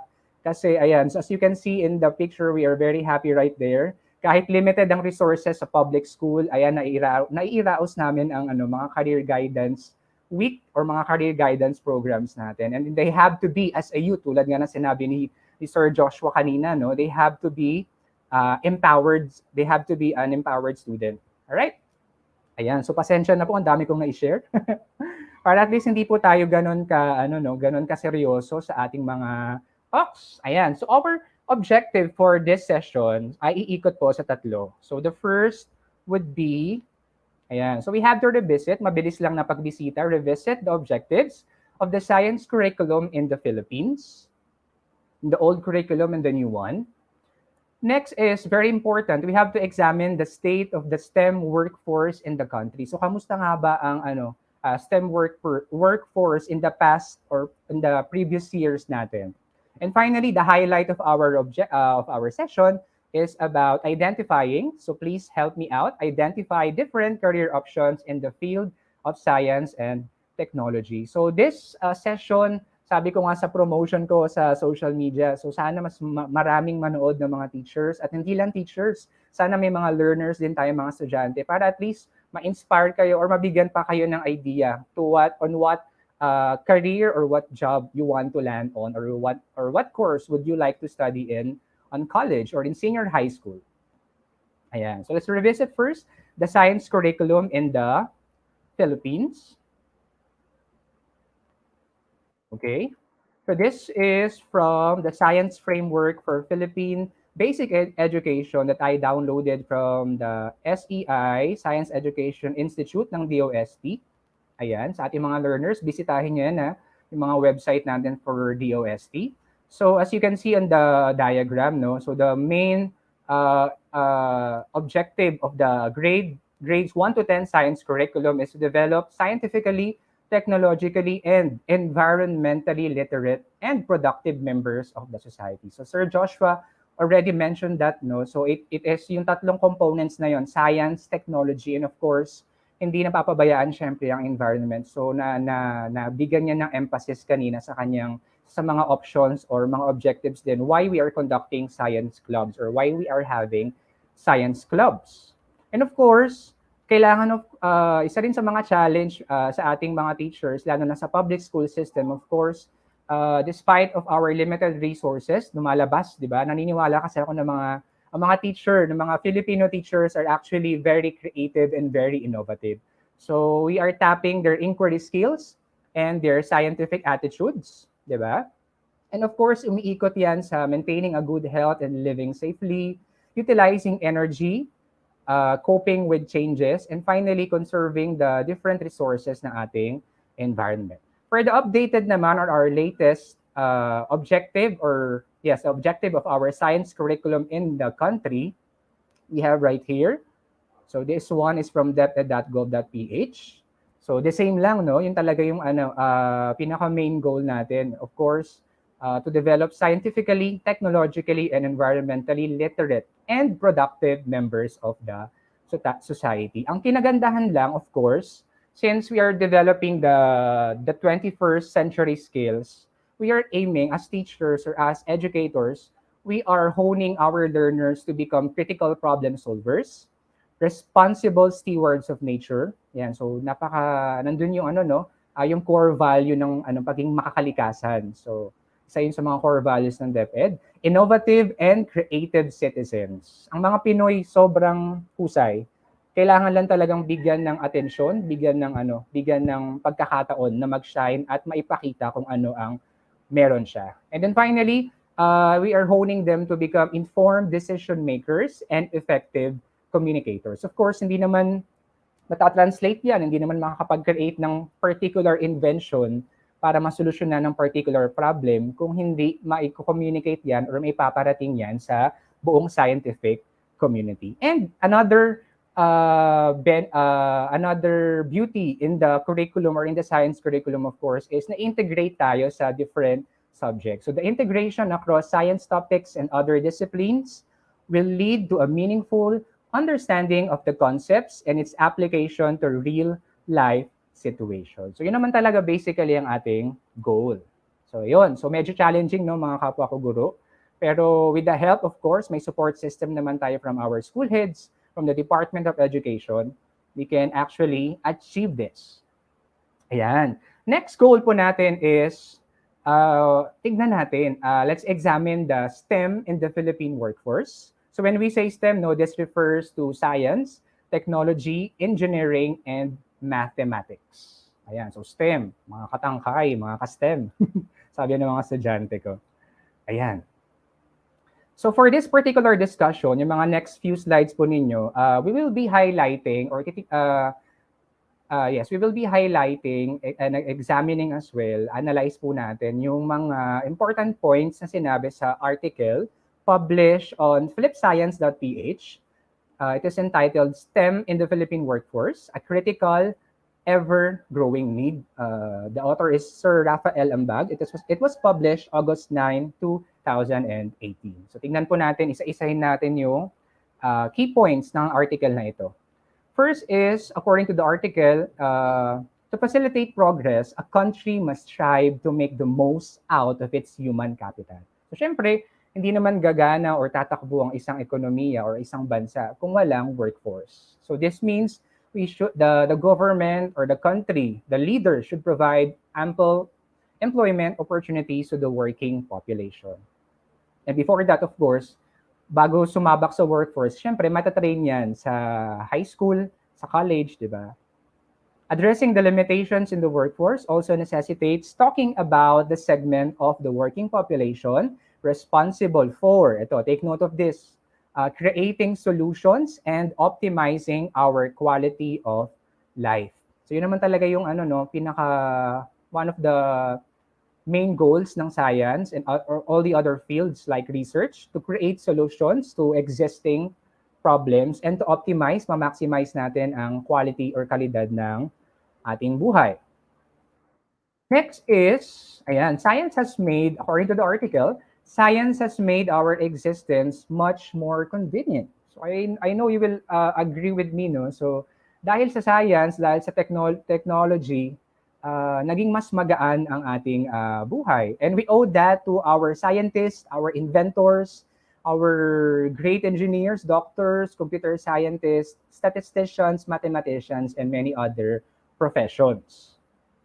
And of course, we also have to take note that our country is a developing country. So nandun pa lang tayo, kumbaga, unti-unti, we are further on the developing. Nandun na tayo sa track. Papunta na tayo doon actually. So as a developing country, we are in dire need of such people in order to further push us towards progress.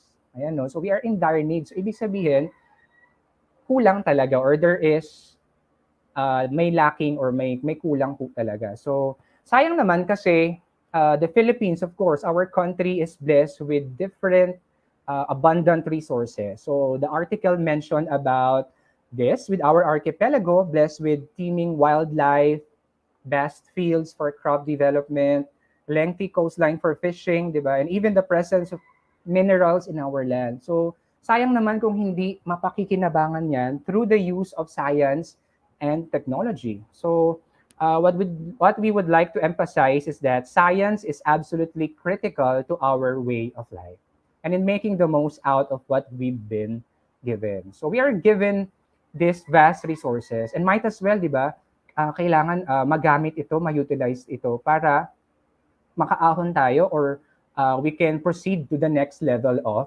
progress. All right, the next key point sa ating article is, ayan, na-highlight dito is the need for science and its application in the country can no longer be ignored. So dear learners, please listen. For us to triumph over the pains of a developing nation, more innovators, creators, and problem solvers are needed. Yes, kaming mga adults in the profession already, we are doing our part. So in the next future or in the next generations to come, kayo naman ang syempre, kayo naman ang gagawa or magpapatuloy ng aming mga nasimulan for our, yun nga, ang inaay natin na progress and development. So we need people who can provide solutions. Ayan, so some of the problems that we have like diseases in aquaculture and other fields. Ayan, so may mga pests as well as, ayan, so we are prone, di ba, sa mga typhoons and other natural calamities. So these seemingly ordinary yet ever-present problems can be solved through the investment and research and development. So it all boils down to science po talaga. So that's why very important ang pag-take or ma-inspire natin ang ating mga learners to have or to take science courses. And then finally, ang ending statement or one of the ending statements sa ating article that we have mentioned earlier, for all the Filipinos out there, so parang may panawagan, di ba? For all the Filipinos out there with science degree or may interest sa science, kasi may mga learners talaga tayo na sobrang huhusay eh. Now would be an excellent time to use your skills and education to help in building the nation. Ayan, so that is our analysis of that article. So hopefully, napaisip, yes, somehow, napaisip tayo mga educators and somehow ma-motivate pa rin, no? Ma-motivate that in spite of these problems, nandun pa rin yung motivation natin to encourage our future learners and to hone them on the best scientist or future profession that they would like to take in the future. Yan, so we are now ready to, to discuss the different career options in science and technology. So, sa slide ko po, dear teachers, these are some of my, na-research ko lang ng mga professions or careers. Actually, there are a lot pa, no? So, hindi ko lang in-include. So, mostly, yung mga in-include ko lang is yung mga developing or merong, tawag dito, merong chance pa or meron pang parang nagbo-boom siya na career, ayun, parang nagbo-boom siya na field on a particular field of science. And actually, you will notice din ating mga dear learners, no? So nag-overlap yung mga sciences, yung mga fields. So you can see one option, one career option later on na makikita nyo, let's say for example for bio, and then makikita mo rin siya for chemistry or for physics. Ayun. So this, you can see on my screen yung mga ginamit ko po na references for this. Ayan. So I hope you're learning so much from our discussion. Okay, so very good ang ating mga audience. Walang bumibitaw. 3,900 viewers pa rin. Thank you so much po for participating or for joining us. So for our learners and of course our teachers, konting review lang, no? As a broad field, science and technology cover a breadth of disciplines including life science, physical science, animal and plant science. Biotechnology is an emerging field. Ayan, so mamaya analyze natin, no, what career options ang pwede sa biotechnology, and of course information technology or IT. Okay. Sa mga fellow teachers natin, were you able to attend the virtual event of the National Science and Technology Fair held last week? Ayan, so naka-attend po ba ang ating mga learners, ang ating mga dear teachers, sa ating National Science and Technology Fair 2021? Virtual nga lang, no? Kasi, of course, we are still on the pandemic. Ayan, so I would just like to share with all of you yung mga shinare din ni Dr. Kathleen B. Aviso of De La Salle University, Manila. So she is a chemical engineer, and she discussed the importance why our learners should pursue a STEM career. So she provided 3 answers for that. First is to contribute knowledge as a societal good. Ayan. Next one is to provide solutions to national, regional, and world problems.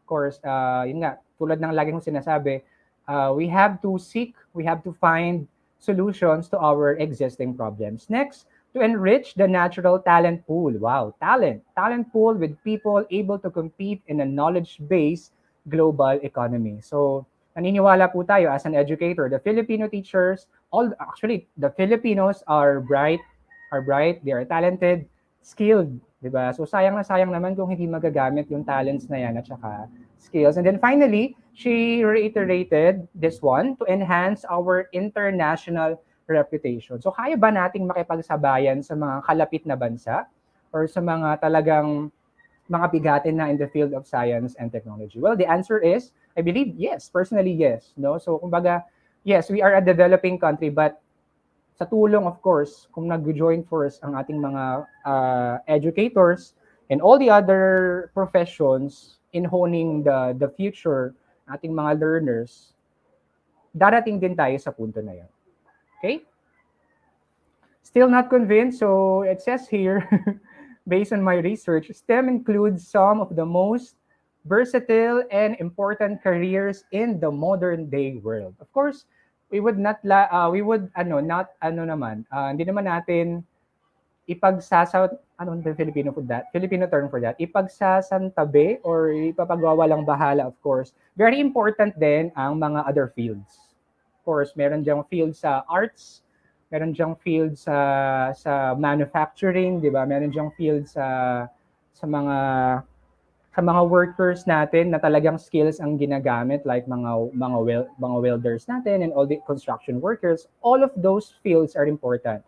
So ina-highlight lang natin yung mga STEM careers or STEM options na pwedeng i-take ng ating mga learners. All right?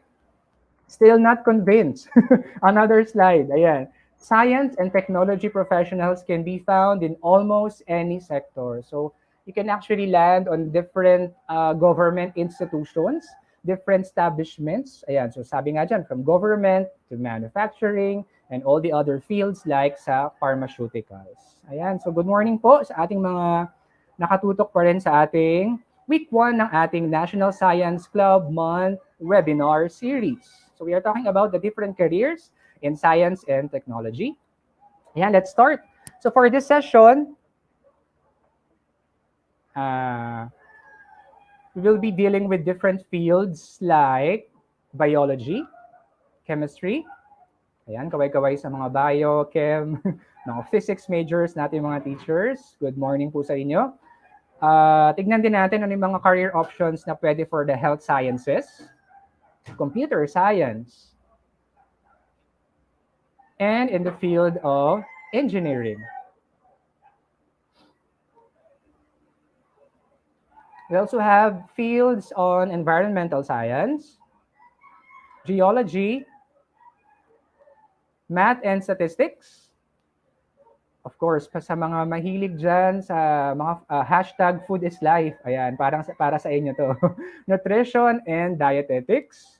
And then finally, to study human behavior, of course, you need to take psychology. So these are the fields na pag-uusapan natin. Alright, I hope everyone's ready.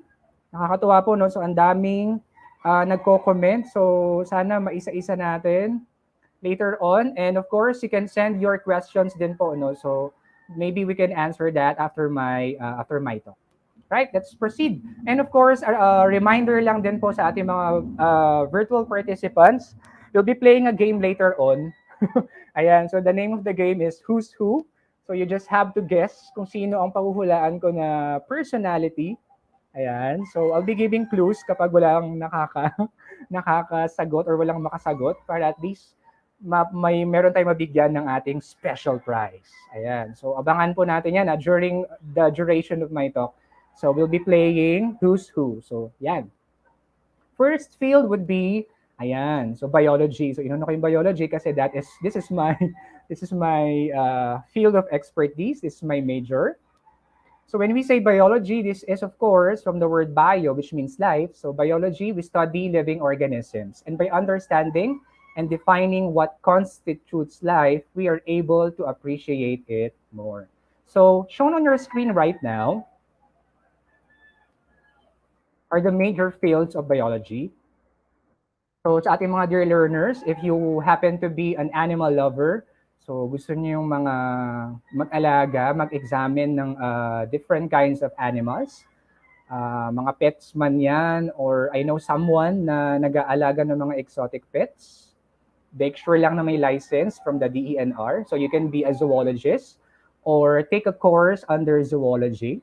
Diba? So, sa ating mga plantito at saka sa mga plantitas, ayan, so for botanists, so mga baka na-inspire ang ating mga learners, seeing or, diba, iba yung feeling na makikita mo yung mga plants that they are growing from time to time. So, maybe you can consider botany as your course in the future. And finally, one of the major fields of bio is, of course, microbiologists na kailangan din natin because we'll be studying minute organisms, mga microorganisms like germs, and of course, the viruses, di ba? So we are being affected by this microorganisms. So ano nga ba yung mga career options pa under this broad field? First, of course, I would just like to highlight this. Siyempre, ang ating isa sa mga modern day heroes during our time, our health workers and professionals, na patuloy na of course na lumalaban, na patuloy na nakikibaka sa gitna ng pandemya. And just recently in the news, no, nakakalungkot na they are asking na talaga for help. And sana sa ating mga future learners, while watching the news, sana mas na-inspire pa kayo or mas na-encourage pa kayo. Sana hindi kayo na-demotivate. Sana mas na-encourage pa kayo na mag-take ng medical course or course na related sa bio. Because your job in the future will change the world, kumbaga. So very important ang roles, of course, if you want to be. These are the career options on the left side of my screen. We have, you can be a doctor or a physician, a nurse, a dentist, of course. If you happen to be fond of taking good care of your teeth, you can also be a physical therapist na pwedeng mag-aid or mag-guide sa recovery ng ating mga injured individuals. Some of you may also want to take or want to be an OBGYN or obstetrician gynecologist. So sila yung mga nag-aalaga ng reproductive health ng ating mga females. So they are also responsible, no, sa panganganak, just like the midwife. Yan, kasunod dyan. We also have radiologists. Ayan, so yung mga gumagamit ng radiology or medical imaging para at least ma-assess, ma-diagnose ang particular condition ng isang pasyente or ng isang patient. You can also be a laboratory technician. So kung gustong-gusto niyo yung di ba, sa science class niyo sa laboratory, you are fun or you love working on the different laboratory equipment, diba? So you can be a laboratory technician. You can also be an ophthalmologist who are responsible naman for, you're the medical doctors, who you can perform medical and surgical interventions for, of course, for our different eye conditions. Very important yan. Next, of course, ang doktor ng ating mga chikiting, our pediatricians. Baka mahilig kayo sa mga bagets. You want to be with children, gusto nyo silang pinapatahan kapag sila ay umiiyak or yan. So, pwede mo yung gamitin para maging springboard para ikaw ay maging isang pediatrician in the future. Ayan. Other career options under biology includes a microscope specialist, an environmentalist. Ayan. So, isa yun sa mga advocacy ko, no? So, sana samahan nyo kami in the future na patuloy na gumawa ng mga paraan para maprotektahan, ma-conserve, and of course, magkaroon pa ng rebirth somehow yung mga different resources natin, not only in our country, but all the other parts of our planet. You can also be a marine or fisheries biologist. Ayan, isang magandang course din yan kasi our country, di ba? So our country is located in the Coral Triangle, di ba? Na sobrang rich sa diversity ng buhay. So you can be like that, marine or fisheries biologist, or an oceanographer as well. You can also be an optometrist. Si optometrist naman ang kayo naman yung future na gagawa ng mga yun ang nag-fit ng eyeglasses natin. Ayan. So kayo yung tutulong sa mga teachers or sa mga other professions na medyo lumalabo na ang mata. So you can be an optometrist. Pharmaceutical researcher. Ayan, pharmacologist. So when we say pharmacologist naman, so these are professionals who develop new drugs. Yan, very important. New drugs and study the effects of these new drugs so that they are both effective and safe. So very critical. Bago sila, of course, i-release sa market, kailangan pag-aralan yan ng ating mga pharmacologists para at least are they safe. So parang nangyayari sa mga dumarating natin na na mga COVID-19 vaccines, it has to be assessed. Kailangan dumaan yan sa rigorous studies bago yan iturok or i-vaccine or inject sa mga tao. Right, so that is pharmacologist. You can also be a pest control consultant. Kailangan yan, of course, sa mga establishments na unfortunately ay inatake ng mga termites or other pests. You can also be a veterinarian. Veterinarian is one of the emerging fields din na nakakatuwa. So marami ang nahihilik, nakikita ko sa social media, sa mga variety shows on television. Many are into veterinary medicine. Ayan, so pwede nyo rin niyang i-consider.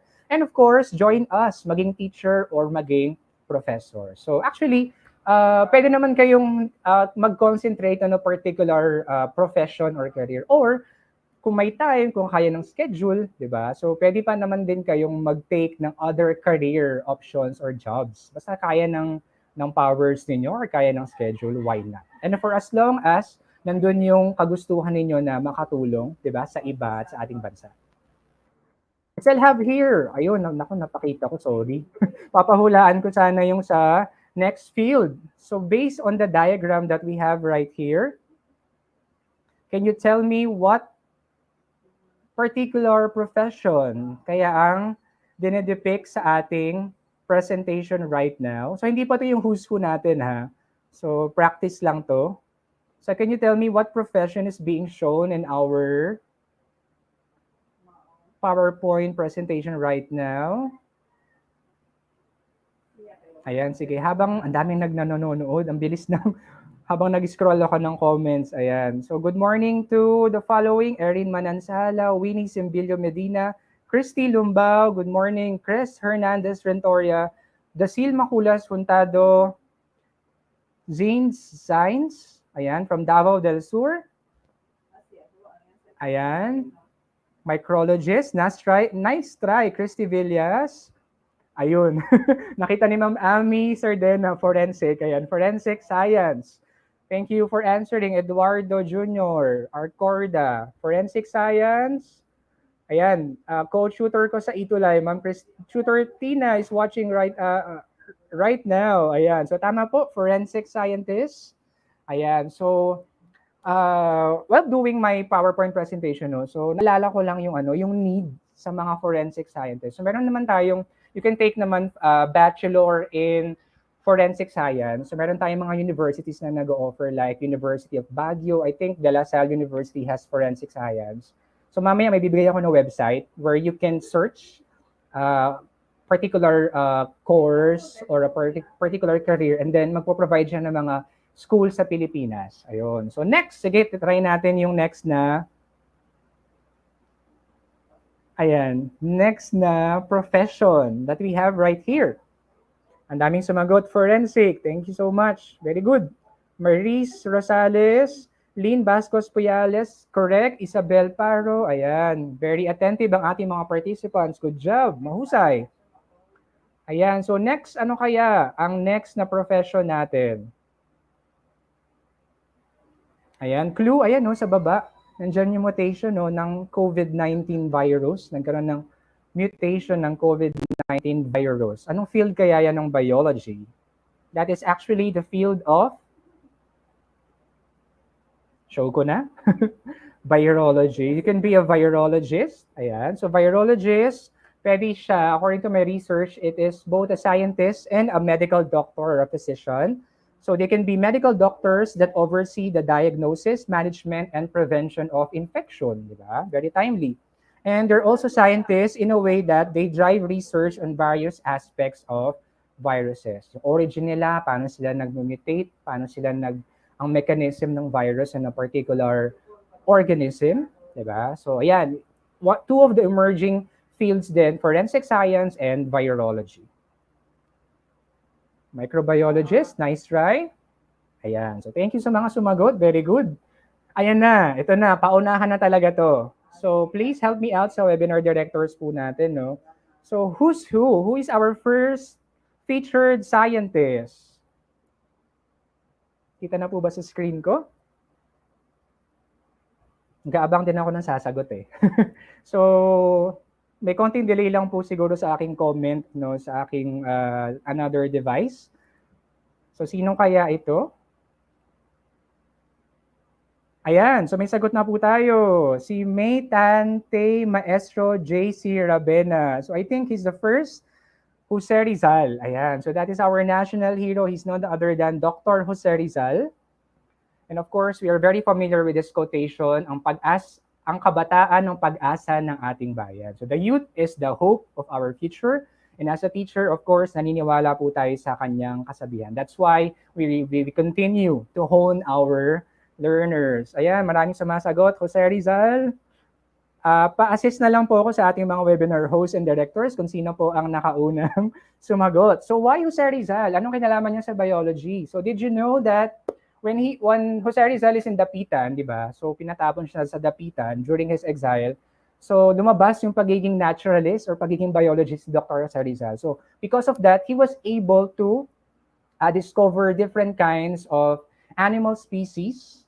Ayan, so tatlo sa mga na-discover niya, of course, is a flying lizard, a species of frog, and a species of beetle. So as you can see sa scientific names din nila, no, doon nakakabit in honor of Dr. Jose Rizal, Draco rizali, Rhacoporus rizali, and Apogonia rizali. So our national hero is actually a naturalist by heart. Ayan. For a while lang. Yun. Charge up. Thank you so much po sa mga sumagot. Very, nakakatawa, very attentive ang ating mga virtual participants. Let's now proceed. So those are the career options na pwede for biology. Next, for health sciences, ayan.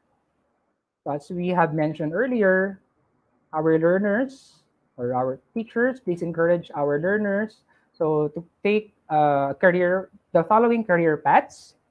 We have doctor, a nurse, a psychiatrist, a pharmacist. Ay, wait lang po.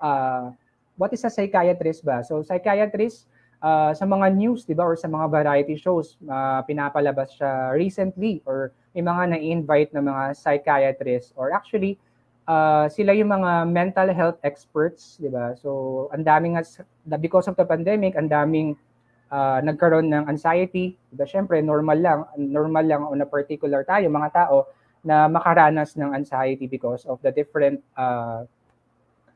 happenings na nangyayari po sa ating bansa. Alright, so the psychiatrist can help you out.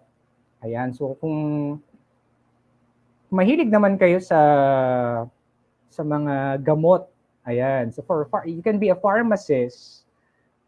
Pharmacists are healthcare professionals who specialize in the right way to use, store, preserve, and provide medicine. So sila yung naka-station po sa ating mga drugstores, di ba? Nag-a-assist sa atin. You can ask for some medical consultation. Of course, they are also licensed, di ba?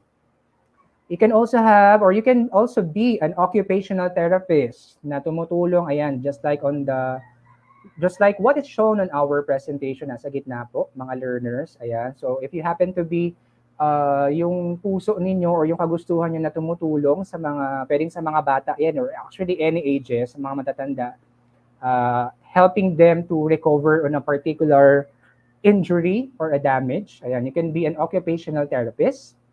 Next, ayan, so you can also be a sports scientist na pwedeng tumulong sa ating mga Filipino athletes na mag-uwi pa ng mga gold, silver, and bronze medals sa mga different international sporting events, di ba? Ayan, so you can be a sports scientist.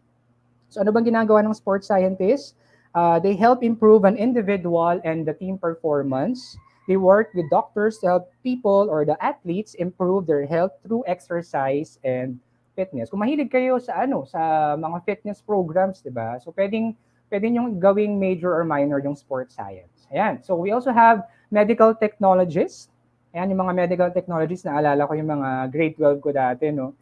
During their work immersion, so hinanap ko talaga sila ng mga hospitals during that times para at least ma-feel nila, alam mo yun, during their final senior high school years, ma-feel nila during their work immersion na, parang ganito pala yung work na isang medtech. Ayan. So, hello sa aking mga previous students, ayan, mga medtech, nag-aaral ngayon, nakaka-chat ko pa rin sila. So, good morning sa inyo. Paramedic naman. So, kung mahilig kayo or you are into giving first aid, ayan. So, you can be a member of the paramedic team. Ayan. So, syempre, pag-aaralan rin yan under the health sciences. And under health science, of course, is, ayan, as you can see, no, nag-overlap. You can also be a veterinarian. Next, one of my favorite, ayan, next after biology. Chemistry. Chemistry naman, anong pinag-aaralan natin sa chemistry? Chemistry is the study of matter and the changes it undergoes, yung composition, yung mga properties, and in transformation. And of course, ang chemistry, ang highlight ng chemistry natin during our high school days, or di ba? Tsaka nung college is yung mga pa-effect, yung mga pa-spark, yung mga pa-usok, ayan. Chemistry courses. So these are some of the emerging fields or career options. So you can be a lab analyst. You can be a chemical engineer. And you can also be a materials engineer. Ayan. So if you're not familiar with the materials engineer, sila yung mga nag-work with various materials para ma-improve yung performance, or kapag may nagawang particular material, titingnan nila yung capability nito na ma-withstand yung mga different factors like heat, strong force or pressure. Ayan. So ang bahala dyan ay yung mga materials engineer na usually nakikita natin sa mga factories, sa mga big other manufacturing industries. The same with chemical engineers naman na responsible for the design and development of chemical manufacturing processes. Ayan naman. So, sharing lang din po, no, during the work immersion din. I also happen to be a work immersion teacher for my grade 12 STEM students. So, we were lucky enough to have our students, selected students na maging, kumbaga, matrain, maging apprentice ng mga chemical engineers. Ayan, so nakakatuwa. So, they have gained a lot of experience from that.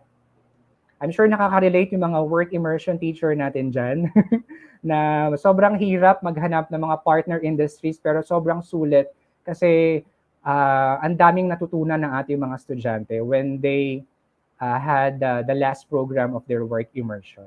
Under chemistry, you can also have the following career paths or options. We have an analytical chemist, a biochemist, ayan, responsible, ayan, related din yan sa biotechnologist, responsible of course sa paggawaan ng different or application ng mga biological concepts natin into the need ng ating society. One of those is of course yung COVID-19 vaccine natin. The vaccines are products of biotechnology. Sa mga kikay natin dyan ng mga millennials, ayan. So kung gusto niyo ng science plus kakikayan effect, you can study cosmetic chemistry. Ayan. So you can be a cosmetic chemist. Ayan. So nagamit niyo na yung kakikayan ninyo on the lighter side, di ba? Nakatulong pa kayo sa society. All right? Next is environmental chemists, very important then of course. They are the ones responsible for analyzing the different factors like water, air quality, ayan. So you can also be a laboratory technician, molecular biologist, a pharmacist like I've mentioned earlier, and mapapansin nyo rin po, no, dear teachers at saka learners, sa mga fields, laging may researcher. Ayan, so researching is actually one of my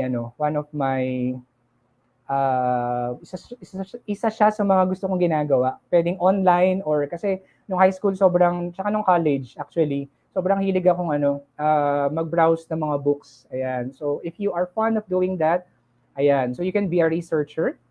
And of course, another emerging option or career option is what we call toxicologist. So a toxicologist is a scientist or a medical personnel who specializes in the study of symptoms, mechanisms, treatments, and detection of venoms and toxins. So hinighlight ko to or sinama ko to actually kasi tawag dito, ang dami kasi nating mga nakakalungkot na news or mga incidents, 'di ba, sa mga liblib na lugar, no, na kailangan pa ng mag-travel ng sobrang lalayo para lang ma-reach yung mga hospitals natin. Kasi meron tayong mga cases na natutuklaw or na they are a victim of insect bites or mga bites ng mga reptiles natin like snakes na venomous. Ayan, so very important ang role ng ating mga toxicologists for that. Ayan, we still have more. Refreshing lang may data.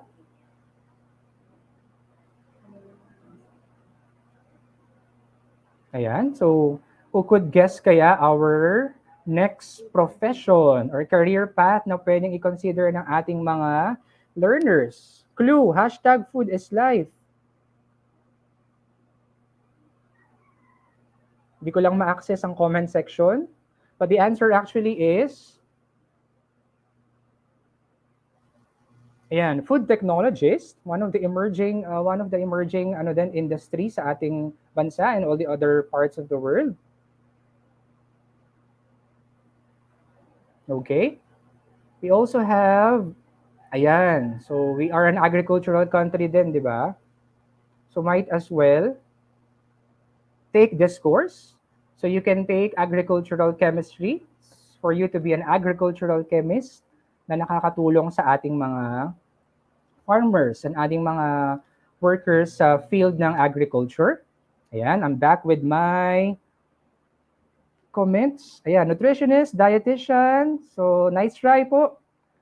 Correct po si Sir Ariel Guzon, food technologist. Ayan, so mamaya yung nutritionist tsaka dietitian. So thank you for answering.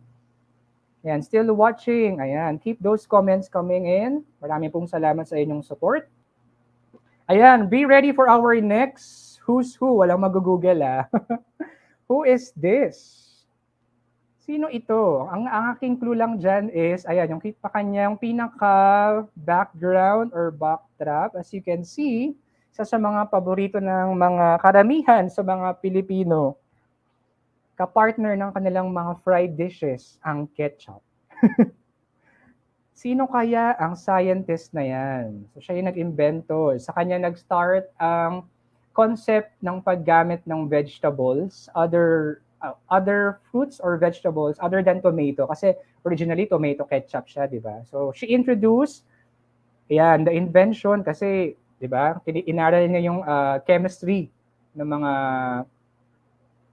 native natin ng mga products. Like of course, banana. So isa yan sa mga ini-import natin na products sa Pilipinas. Founder of Cola. I think may nakita na ako. Ayun. Complete. I forgot. Ayan. Okay, so we have Victoria Ayade Suralta. You are correct. Also, Rosita Robles. Good job. Jasmine De Guzman, Leia Andrea Barcelo. And meron pa ba? Ayan, dami. Lian Grace, John Quimado Garcia. The correct answer is, sana nakuha ng webinar director natin at saka webinar host kung sinong nauna talaga, no? So, we'll be giving the prize sa nauna. So, the answer is, ayan, clue. Kasi nag-aral ako sa Manila eh. So, lagi ko nakikita yung ganyan. Maria Orosa Street. So, siya pala yun. Sa kanya pala pinangalan yun. So, she's none other than Maria Ilagan Orosa. So, she is a chemist and food technologist that fed hungry Filipinos during World War II through her food experiment. So, while experimenting on food, ginamit ngayon para ma-feed. So, yung mga kapwa nating mga sundalo or soldiers during the World War II. No? So she is actually a heroine. So this gave birth to many culinary contributions including the banana ketchup. So kaway-kaway sa mga mahilig sa banana ketchup dyan. So it was Maria Ilagan Orosa. So good job sa mga nakatama. Ayan. So let's now move on with the next field. So we have physics. Ayan.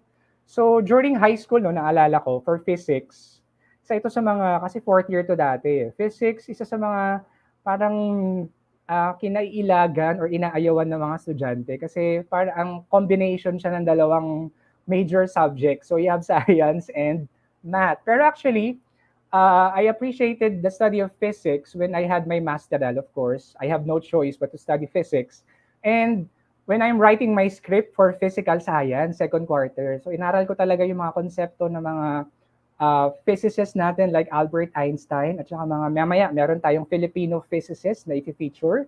Ayan, so physics actually, dear learners and teachers, is known as the fundamental science. Why? Because it is the study of the interrelationships and interactions fundamental to understanding how our world and the universe. Take note, ganun kalawak yung konsepto ng physics. Okay? So hindi lang siya yung mekanismo ng gravity sa mundo, it encompasses everything, including the universe. Yung search natin or yung drive natin to learn more about the universe. I'm sure mamaya may magko-comment dyan sa i-feature din natin na agency, bagong-bagong agency ng government natin. Under physics, you can take these courses or you can be an astronomer. Mahilig kayo mag-aral ng mga planeta, ng mga stars, and all other planetary objects, mga kapitbahay natin sa space. Or maybe some of you are dreaming, like me, nung elementary, di ba? Pag tinanong mo yung mga elementary students, I so happen to be an elementary teacher din. So, astronaut teacher, astronaut, ayan. You can be an astronaut, a cosmologist, which study the universe. You can also be a civil engineer na nagpa-plan, ayan, kapartner ng mga engineers, of course, ang ating mga architects. So shout out sa ating architect na nagpumayag sa akin na makapag-webinar dito. So naka-internet lang po ako. Kay Architect Jerisa M. Osabel, ayan, so good morning. Isang architect na nagmo-multitask, work from home, kayang-kaya niya, 'di ba? Gumagawa ng blueprint, ayan, ng kanyang mga clients, ayan. So magaling kayo sa mga drafting skills na natutunan niyo sa TLE. You can be a great or an excellent architect like her. Ayan, still watching. Ang dami nagko-comment. Thank you so much po. Under physics, ayan, you can also be a data analyst or scientist. So magaling kayo mag-analyze. Magaling kayo mag-problem solve. Mga lodi kayo sa problem solving. Ayan, you can also be like, of course, a researcher. Ayan, kaway-kaway sa aking mga robotics students. Hello. Ayan, namimiss na natin ng robotics. We have robotics programs sa ating sa mga private institutions as well as public. So maganda, nagta-tie up yung private saka public, no? Specifically, the Felta Multimedia. Hello po sa inyo. Good morning. So thank you for assisting our public school system, no, para at least mapalawak pa yung konsepto or pag-aaral ng robotics. So sa mga nahihilig sa robotics, you can be a roboticist. You can also be an IT consultant, yan, under physics, laser engineer. Ayan, so ang dami na rin gamit ngayon ng laser sa manufacturing, sa pag-aaral ng mga materials, sa medical field, may mga gamit na rin ng ating mga lasers. You can be a technical specialist, and of course, kailangan din natin, ayan, meteorologist. Oh, if you want to work on PAG-ASA sa Philippine Atmospheric, Geophysical, and Astronomical Services Administration, ayan, so you can be a meteorologist. So kulang po tayo actually ng mga meteorologists, mga licensed meteorologists, yung mga gusto mag-meteorology. Meteorology is actually a good option if you want to study the atmosphere, the weather, ayan. So kailangan kayo ng ating country. Other emerging careers under physics are the following. So we have aerospace engineer. Ayan, kung mahilig kayo magbuting-ting ng mga parts, pero ang tayog ng pangarap ninyo, kunyari gusto nyong makatulong sa paggawa ng mga spacecraft, you can have aerospace engineering. I'm not sure lang kung meron nito sa Philippines, no? Pero technically, you can have scholarships abroad if you really want to study aerospace engineering. We also have molecular physics. And of course, ayan, ang dami rin gamit ng ating nanotechnology. So ano ginagawa ng mga nanotechnologists? Nanotechnology is the study and application of extremely small things that can be used across all the other science, like physics, chem, bio, engineering, and computer science. So gumagamit ng mga chips. Say for example, a chip that is designed to diagnose a particular disease or examine a particular organ sa loob ng katawan. So that's the role of nanotechnology. And all the other, marami pa yan actually, other fields. Ayun. Alright. Wait lang. Konting break lang. So I'm sure you're learning so much. So be ready na po sa ating pangatlong Who's Who. But before that, basa lang tayo ng mabilis sa ating comment section. Thank you for watching. Canali Gonzalez Castusiano. Ayan, thank you po sa new insights today. Ayan, thank you din sa iyo. Riza Marie de la Cruz sa La Lilia. Julia Beltrano Sabas watching from Camarines Sur. Ayan. From Batangas. Mga Batanggenyo nating kapatid dyan. Like Lucila Ramirez Canalita. Thank you so much po. Sa Itulay, laging may nakaano kasi sa Batangas na viewer ko. So maraming salamat din po sa pagsama sa akin during my talk. Ayun, na-flash ko na kasi yung sa Who's Who. May nakatama na. Sino kaya yung una? Based on, ayan, sige, sabihin ko na lang yung mga nakatama. Ano? So, you are correct. Sheila Caballero Osana. You're also correct. Giovanni Alabata Marticion. I hope I pronounce it right. Edison Orhil is also correct. Ronald Alan Vaguchay is also correct. Ayan. Okay, hindi na pala kailangan ng clue. Ayan. Alma Pereza Angelo is also correct. Divine Grace Naraglikuo is also correct. She's none other than, ayan. So ang clue sana ibibigay ko is her first name means queen. Reina. Ayan. While her surname means king or royalty. So it's a common Filipino surname. So talagang, kumbaga, pag ina-analyze mo yung pangalan niya, she is true-blooded, may dugong bughaw. Pangalan pa lang niya. Diba? And she's none other than Dr. Reynabel Reyes. Ayan. So isang napaka-humble, napaka-bait na scientist. She's actually an astrophysicist. So na-feature ko siya, na-interview ko siya sa isa sa mga DepEd TV episodes ko about Einstein's theory of relativity. Ayan. So hello po, Dr. Reynabel Reyes. Siya lang naman ang the Filipina astrophysicist who proved Einstein's theory of general relativity on a cosmic scale. So paano kaya yun pinatunayan ni Dr. Reynabel Reyes? So this only means na whether you are a male or a female or you're a Filipino, kayang-kaya nating makipagsabayan sa other scientists. We can actually collaborate, just like what Dr. Reyes did. So nakipag-collaborate siya. So hindi lang naman individual project to. So meron siyang team sa school niya before, sa university niya before. Ayan. So, to give you a short background, no, general relativity strives to explain the gravitational interactions of objects. So, ang idea kasi natin before is yung gravity is the downward force that pulls, or the invisible force that pulls everything towards the center of the Earth. But Albert Einstein proposed this theory, and according to him, ang gravity daw is the manifestation of warped space-time. As you can see on my diagram sa presentation, yung black po na parang hinabi na tela dyan, yung kulay black, tapos may mga lines, that is the space-time that is referred to by Einstein. And he visualized like that as a heavy object on a trampoline. So di ba sa trampoline, kapag naglagay ka ng heavy object, of course, walang gagawin yan, or most likely, bababa yan. So with the theory of further predicting the existence of gravitational lensing and waves.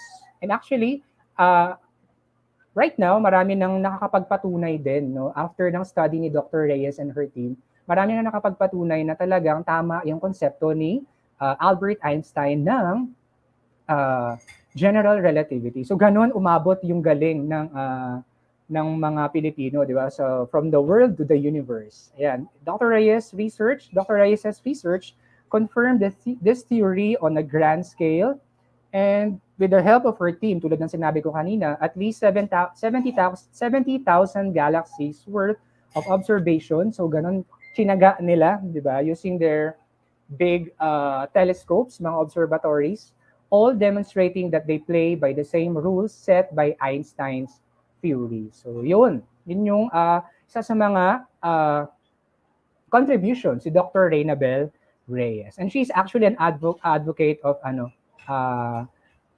pag-reach out sa ating mga kabataan to take science courses in the future. Next field would be computer science. Ayan. So isa-isa lang natin yung computer science, no, yung mga career options. Yung mga mahilig dyan sa gadgets, mga techie dyan. When we say computer science, it is the study of computers and algorithmic processes. So hindi lang talaga siya yung galing mo sa pag-navigate sa computers, no? It also involves mathematical and physics concepts like algorithms, di ba? And you have to apply the principles, the hardware and software designs, and the impact kung paano tayo makakatulong sa society, just like what the Filipino innovators and inventors are doing nung gumagawa sila ng mga applications na nakakatulong. These are some of the career options that you may take. You can be a database administrator, data recovery manager, hardware and software designer. Ayan, so maraming mga Pinoy ang ganyan, mga madulupit, mga hardware and software designer. You can also be an information systems consultant, network administrator, at para safe ang ating pag-internet, pag-log in, pag-log out sa internet, you can be a network security specialist, an operations research analyst, programmers, ayan, mga senior high school at saka junior high school, magagaling na sa programming.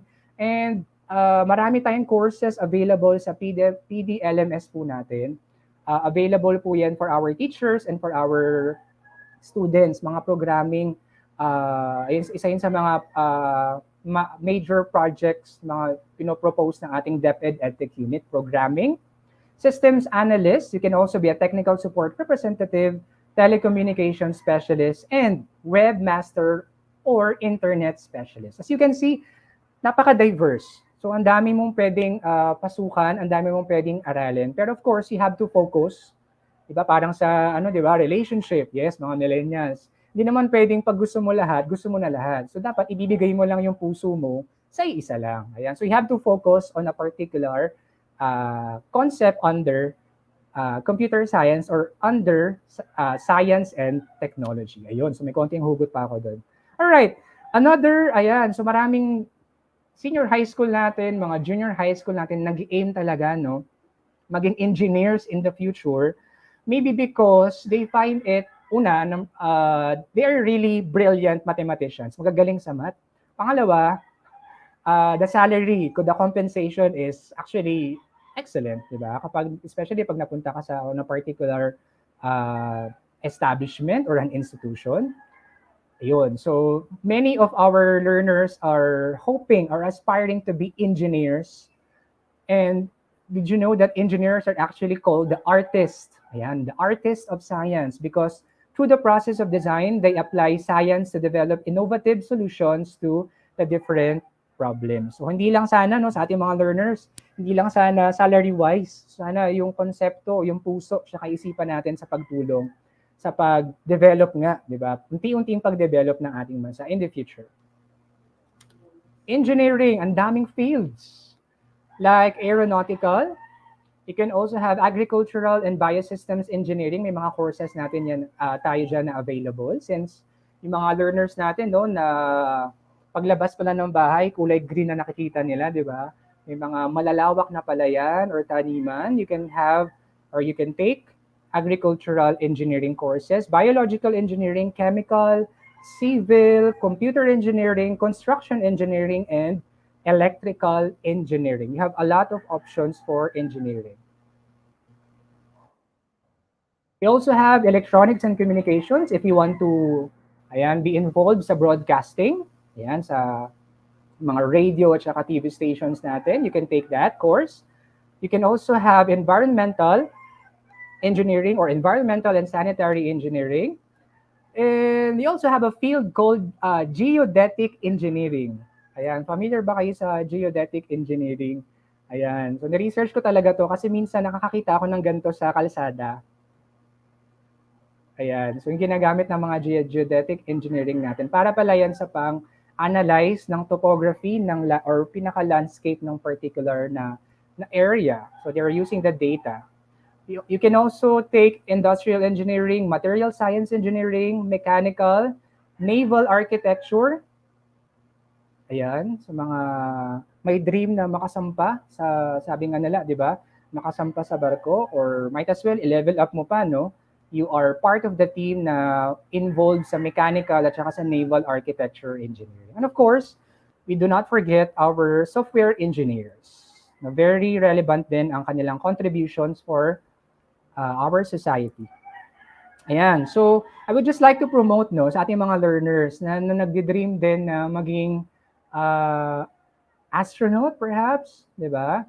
So we have what government institution called the Philippine Space Agency, baka just in case ng hindi alam ng iba. So the Philippine Space Agency or the PSYSC is the central government agency addressing all national issues and activities related to space and to space science and technology and application. So bagong-bagong agency lang to because the law was only signed August 2019. Actually, kahit bago, ang dami na niyang milestones, no? Ang dami ng mga contributions.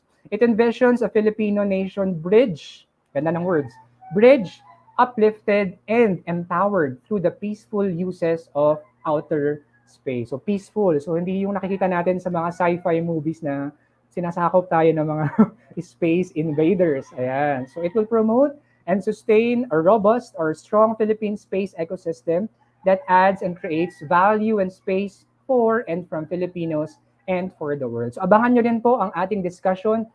I think parang so week 3 ata or week 4. So meron tayong astronomy, no? Nagde-discuss during one of our webinar series. Ayan. So one of the milestones ng Philippine Space Agency, ayan. During the exhibit sa National Science and Technology Week sa Mall of Asia, ayan. Nakita ko yung tawag dito, yung replica ng Philippine Microsat program, yung pinaka-microsatellites nila. It's called the Diwata 1 and the Diwata 2. Na ano ba? It carried it was the country's first research and development initiative in small satellite system. So imagine that. So meron na tayong place sa space science.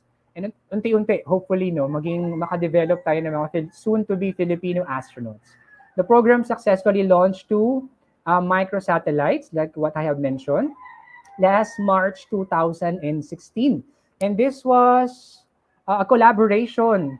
One of the major projects siya ng DOST, of course, DOST Advanced Science and Technology Institute or the ASTI, and the PCIEERD, And of course, we collaborated with the Hokkaido University and Tohoku University in Japan. So yung mga Japanese naman natin na scientists, they're very helpful naman. They're very generous in helping our space scientists. So you can be one, you can join them. So another milestone just recently, last August 31, SpaceX Dragon cargo containing the Maya 3 and 4 na.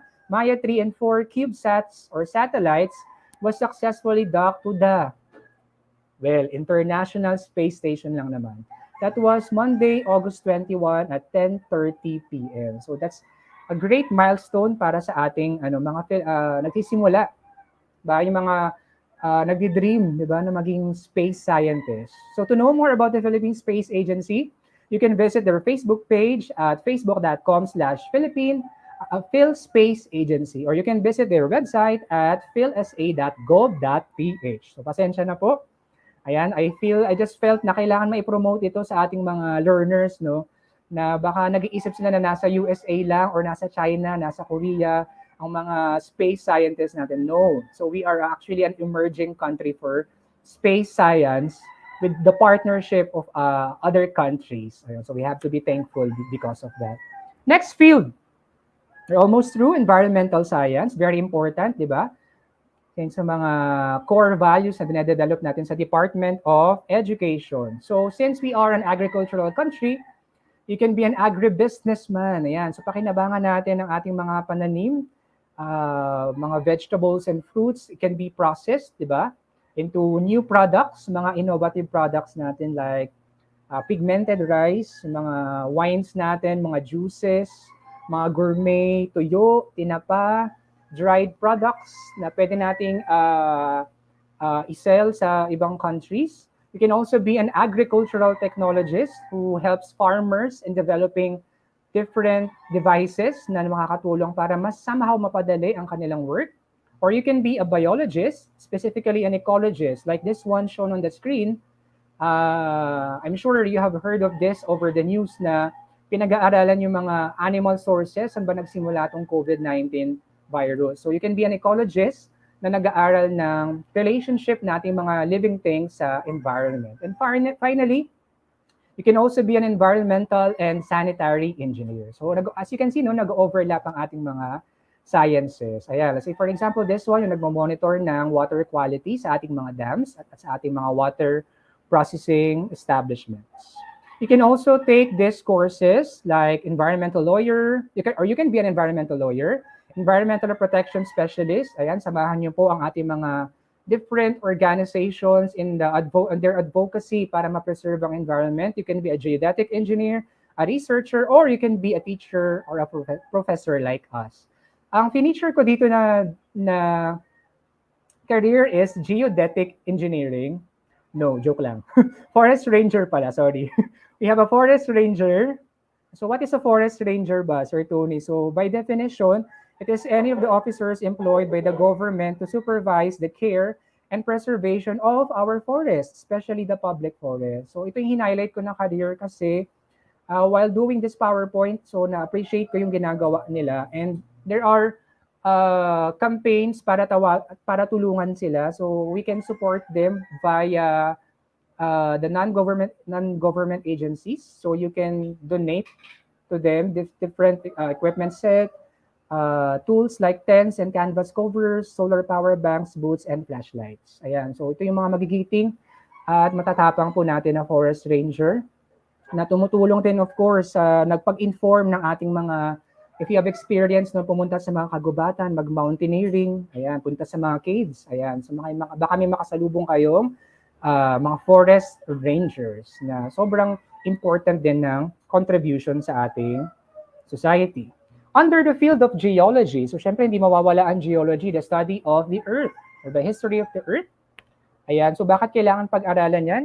Global change, energy dependency, natural hazards, and public health all require information about the dynamics of and the history of our planet. So if you are fond of mahilig kayong mag-caving, mahilig kayong mag-examine ng mga rock samples, you can take or you can be a geochemist, a geochemical engineer, a geologist, or a geophysicist. Tulad ng i-feature natin right now. So hindi na ito yung who's who natin, ha? So we're done with the who's who. Ayan. So did you know that a Filipina or a Filipino, yes, nakadiscover ng largest caldera. The name of the caldera is the Apolaki caldera. Okay? And she's none other than Jenny Ann Barreto. Ayan. She is a geologist and geophysicist. Ayan. So, ang highlight ko lang dito would be, of course, tulad ng sinabi ko kanina, no? So, STEM courses are not only for males. So, females can also excel sa mga fields natin ng STEM. So, she shared ito, no, sa one of her interviews.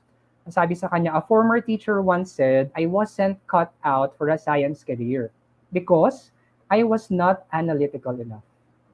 Sure glad I did not believe that. So, dear teacher, so dito lalabas talaga na makikita natin, very important yung mga dumalabas sa bibig natin, we have to be very careful kasi it can make or break our student or our child. So, mas maganda siguro na mas encouraging words or motivating words yung sabihin natin. No?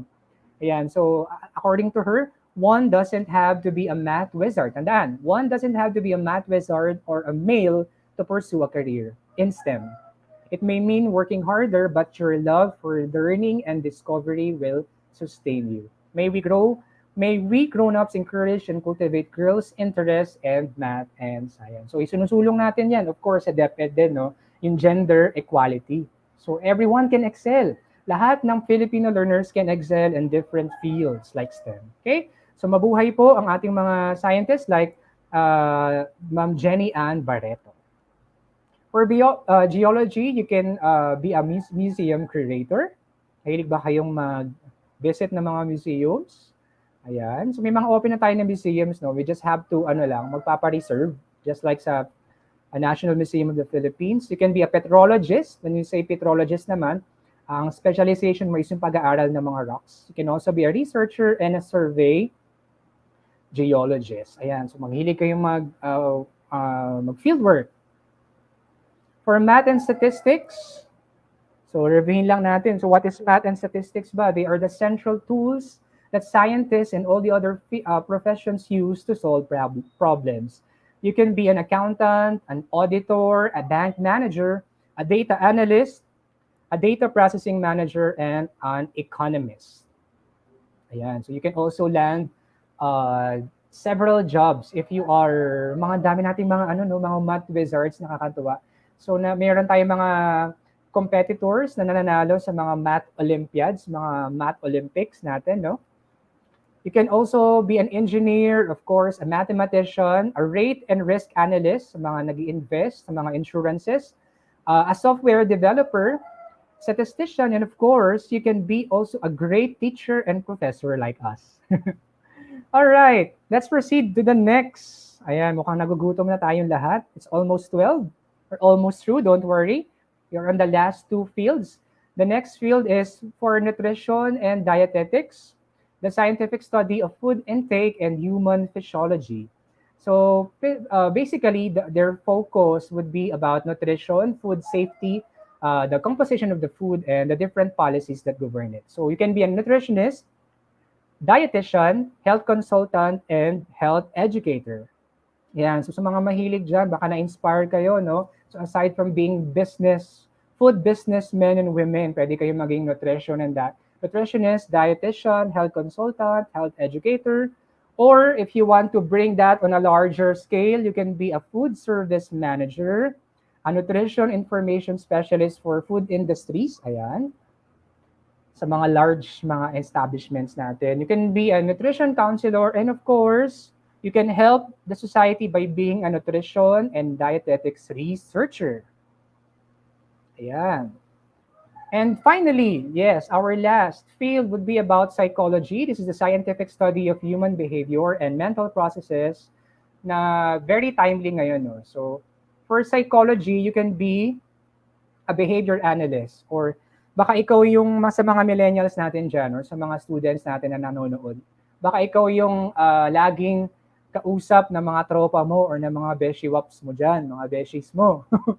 na humihingi ng particular advice, di ba, sa on a particular problem, sana tama or may batayan yung mga advices na binibigay, you can consider psychology as your course in the future. And under psychology, you can be a behavior analyst, child protection worker, ayan, counselor or therapist.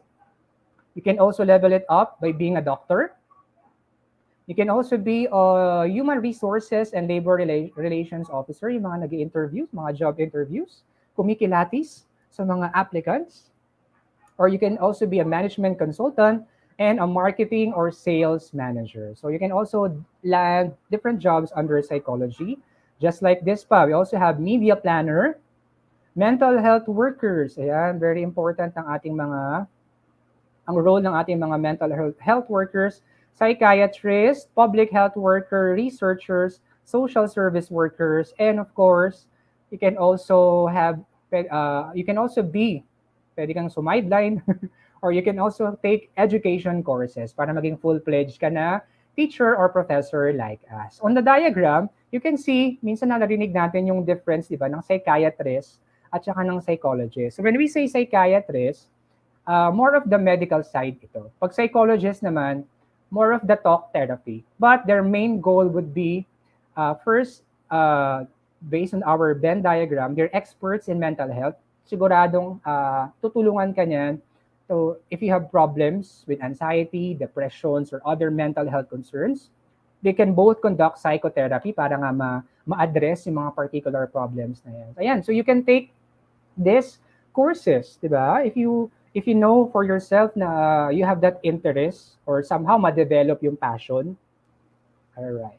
Ito yung sinasabi ni Sir Tony kanina, no? So, you can visit this very helpful website. It's called finduniversity.ph. Ayan. So, you can find colleges and universities in the Philippines by browsing finduniversity.ph. So, meron dong options to narrow down kung anong specific course, anong specific field. And then, magsasuggest siya ng mga Philippine-based, of course, na mga universities and colleges. Ang maganda dito, it is powered and operated or owned by education.ph. So it is a reliable internet source, finduniversity.ph. Dear teachers and learners, you can access this one. Ayan, sana din, ewan ko lang kung accessible pa siya right now kasi it ended yesterday. So kapag okay ng lahat, dear teachers, so let's find time. I'm sure medyo mahirap nga lang ilabas yung mga estudyante natin sa mga museum, sa mga exhibits, but this will actually help para at least ma-promote pa, ma-encourage pa silang ma-motivate and ma-inspire pa silang mag-take ng mga specific STEM courses. So last day kasi kahapon ng National Science and Technology Fair. So yung joining these fairs, either virtually or face-to-face, can help our students na ma-empower at ma-encourage pa. And of course, wag mag-alala kung medyo hirap si mama or si papa sa pag-aaral. So you can also be a DOST Scholar for the Nation. You can apply for DOST Scholarship. You can visit the website of DOST-SEI for the different scholarship programs. So just recently, nilabas na yung mga bagong scholar ng bayan. No? Ang pinaka-investment lang dito, dear learners, is of course, kailangan pagtiyagaan, paghusayan ng pag-aaral. Okay? So, yun talaga. And I'm telling you, being a scholar, pag-aaral ng mabuti, yung pag-aaral natin ng mabuti, it's a very good investment and malaking tulong yan para sa ating mga magulang na, of course, hindi naman kasi lahat ay kayang i-provide or ay kayang bayaran yung mga particular na matataas na payment for a particular course. So you can be a DOST scholar. Ayan. So maraming perks. Mga tuition fees, sila na may sagot, may mga allowances pa. So you can search that over the internet on how you can apply for a DOST scholar. Dear teachers, encourage na natin ang ating mga estudyante to apply to this program of our government. And for my final words, so this one is from education.ph. I took this from a STEM blog, STEM career blog. And sabi doon, there's so much you can do and we believe you can unleash your potential. So this one is for our dear learners. We believe you can unleash your potential to help the nation or even the whole world with your analytical mind and your great big heart. So marami kang magagawa at malayo ang mararating mo. And tomorrow would be the start of our Teachers Month. So I'm saying a happy Teachers Month to all of my co-educators in the Philippines. Happy Teachers Month po. So sa ating mga learners, i-message na sila Sir at Ma'am ng Happy Teachers Month starting tomorrow. Ayan. Thank you so much. You can communicate with me po via Gmail, Facebook, Wakelet, and my YouTube channel. That's mabilis lang po, no? Sorry. I would just like to promote our DepEd TV episodes. You can visit our Google site, sites.google.com/deped.gov.ph/DepEd TV program grid for the complete schedule or grid of our DepEd TV episodes for the first quarter this coming school year. So please support our DepEd TV episodes po. Kompleto po yan hanggang kinder, elementary, junior high school, senior high school, pati alternative learning system. So saan ka pa? And finally, I'm also a volunteer e-tulay tutor for DepEd Online. Ayan, so we are broadcasting. We will start to broadcast our e-tulay sessions starting September 13, day 1 ng ating school year. And you can watch us over the DepEd-EdTech Unit Facebook page, DepEd TV official YouTube channel, and DepEd-EdTech Unit YouTube channel. So kita-kits po tayo dyan. You can collaborate po. So please partner with us sa mga different projects, mga programs ng DepEd at saka ng EdTech Unit. Ayan. So with that, thank you so much po. I hope you had a great time learning with me today. Thank you very much, Sir Tony, for that very informative sharing of your expertise this morning. Talagang nakakatuwa. Napakarami naming natutunan, me, especially Ma'am Vic. Ang dami kong natutunan sa senior na knowledge ngayong umaga ni Sir Tony. And of course, for enlightening the mind of our webinar participants, and sana meron din tayong mga students for them to be engaged in the possible career in terms of science and technology. And with that, we would like also to award this certificate of recognition for Sir Tony.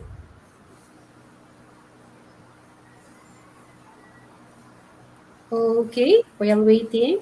Grabe po, nakaka-bless yung mga nagko-comment sa atin. Ang dami Yes, talaga pong flooded ang ating pong comment sections ngayong umaga. Okay, I would like to read the citation. Republika ng Pilipinas, Department of Education, DepEd Complex, Meralco Avenue, Pasig City.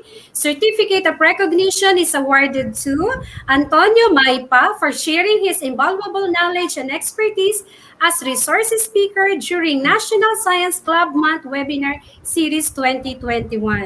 In the webinar session entitled Careers in Science and Technology, conducted by Office of the Undersecretary for Administration, through the Information and Communications Technology Services Education Technology Unit, ICTS-EdTech, held on September 4, 2021, given this 4th day of September 2021 at the DepEd Central Office, Meralco Avenue, Pasig City, Philippines. Signed, Mr. Mark Anthony CC, Head ng ICTS-ETU, and Director for ICTS, Abram YC Abanil, and Alain Delby Pasqua, Undersecretary for Administration. Congratulations po, Sir Tony. Thank you so much po, grabe. Salamat po sa mga nag-send ng kanilang thank you, and kanina very active yung mga participants natin, no? Yes, yes, sir. So, Miriam, although it is Saturday, teachers and students still find time to engage themselves, right, in this kind of webinar. So therefore, let's give way to recognize our participants for a short shout out. So actually, Miriam, we have now 5,300 plus according to our webinar director, okay, nationwide. So from Ma'am Azilit San Nicolas, Ma'am Joy Asistro, and Ma'am Emily R. Bautista, so from of Antonio Luna High School, so good morning. So then also to Mr. Raimundo Limcolio, Science Department Head of Camarin High School. So naka-tune in pa rin sila, Ma'am Miriam. And also to our beloved PSDS, Dr. Terry Macarubo from SDO Caloocan. Yes, I can see some dito po mula kay Ma'am Melba Santos Layugan. Congratulations, sir. Para to kay Sir Tony. Ayan. Thank you po, Ma'am Melba. Another shout out po. Okay na, ma'am? So, can we invite now, ma'am, the two resource speakers for question and answer? Yes. So, our dear webinar participants, you may now put down your comment. Okay, just simply type on the comment section whatever questions that you wanted to raise to our dear resource speakers. So, May we invite first Sir Joshua? Ayan, baka, ayan. So that he can join us with our Q&A portion for this morning. okay. So, our dear webinar director, would you mind to flash on our screen some questions of our attendees, the attendees of this webinar. Okay, can you see now, Ma'am Miriam? So, Yes. I think in our FB page, okay, so there While are waiting some. po, Yes, Ma'am yes, Miriam, Ma'am sir. Mar. While waiting for the question po, can I have a quick shout out lang po? Yes, Sige May po. nagpapabati Yes. lang. Ayan po. So, good morning and happy Saturday sa ating mga viewers, teachers, administrators ng Macario B. Asistos Senior High School, ang school ng aking wife. Of course, my dear school, Novaliches High School, headed by our former principal, Dr. Luis P. Tagayon, and our new principal, Mrs. Zaida Padulyo. Good morning po sa inyo. Special shout out din sa aking good friend, Sir Robert Lalata of SDO Bolinao 1, Pangasinan. Ayan. Ito sa mga nag-promote ng ating webinar series. Ayan po. So, thank you so much po. Okay. Welcome Can po. we see the Okay. question? Okay, I think So while waiting for that, while waiting for the question, Ma'am Beck, mag-shoutout din po muna ako mula po sa MLQ Elementary School. Watching po ang aming dear principal, Mr. Moises Artamundong, together with our master teachers, Rationale de los Reyes and Ma'am Marichu Gina Sereno, together with our school science coordinator, Ms. Resaline Bisel. So good morning po sa inyong lahat. Okay, actually, ma'am, we have now on the screen from Sharon Rose Ramos Villalobos. So, good day, Sir Antonio and the team. Can non-STEM SHS graduates take science-related college courses? So, this question will be thrown to Tutor Maipa, Tutor Tony. Actually, good question po, no, from Ma'am Sharon. I don't know if she is a teacher or perhaps she is a student. So she is asking kung pwede bang mag-take ng science courses ang ating mga non-STEM. Kasi sa senior high school po, no, since I am senior high school teacher, for senior high school po, para sa kaalaman ng iba, so baka may mga parents din nanonood. So for senior high school, we have 4 options na track na pwedeng tahakin ng ating mga senior high school learners. First is the academic track. We also have the TVL or the technology vocational livelihood track. We also have the sports track at saka arts and design. So to answer the question of Ma'am Sharon Rose, the answer would be a big yes. So pwede ka namang, let's say for example, you took ABM. So ang kaharap mo dyan during your senior high school days or 2 taon mo sa senior high school, mga numbers, yung mahabang papel na parang banig, ayan. But for college, you can take a science course na pwedeng related. Mas maganda kung related kasi may mga subjects tayo na makikredit or it will give you an advantage para at least hindi ka na bago sa particular subject if ever na you decided to take a STEM course. So the answer would be a big yes. Pwede kang mag-take ng science course kahit hindi ka STEM. So we have already based on our experience, no, meron tayong mga estudyanteng ganyan. And don't worry kasi I think ang mga universities natin and colleges, they have what we call the bridging program. So kumbaga ina-assess talaga whether a student can really enroll for a particular course. Ayun. So hopefully, ayan. So you can enjoy your senior high school years and then eventually pursue a STEM course in the future or in college. Miss Sharon Rose. Thank you, Sir Tony, for answering her question. Okay, siguro meron pa. Do we still have more, Ma'am Miriam? Okay. To be thrown to Sir Joshua. So, what about you, Ma'am Miriam? Do you have question to our resource speaker? Especially to the Ito, PSY? meron na. Start muna natin yung ating mga audience from Mr. Jerry Tamayo. What can you advise to junior high school students who are taking STE or of course, siguro ito yung STEM, Science, Engineering, and Technology program but they do not pursue STEM during their senior high school level? Siguro para ito kay Sir Tony. Tony. Yes. Ano bang, ano niya? Advice para sa mga Yes. nag-STE. Actually, nakaka-relate ako dyan kasi our school is offering the Science, Engineering, and Technology program. So, kumbaga parang may special section for that, yung mga grade 7 hanggang grade 10 natin. And eventually, they are being encouraged to take the courses that we offer on the senior high school. So basically, of course, our school, meron kaming ino-offer na STEM naman. So Science, Technology, Engineering, and Mathematics. But he is asking, but they do not pursue STEM during their senior high school level. So maybe there are factors din, no? Pwedeng familiar factor yan, pwedeng personal choice. But my advice would be, of course, tulad ng na-present ko kanina, no, napaka-diverse ng ating mga career options, napaka-diverse ng career paths natin for STEM. So, ang mahalaga dyan would be, kung ano man yung magiging decision mo in the future, make sure na love mo or mahal mo yung i-take mo na course. Hindi yung napilitan ka lang. Or pwedeng, actually, ito yung mga tinatanong sa mga career guidance programs natin. No? So, bigla ko lang naalala. So, pwede namang pagbigyan yung hiling ng mother mo or ng father mo. Maybe they are dreaming something for you. Let's say, for example, dream nila sa sarili nila tapos hindi natupad. And then, gusto nila, they are dreaming na matupad iyon ng kanilang anak or mga magiging anak. Pwedeng pagbigyan si nanay at saka tatay, syempre, to show respect and love.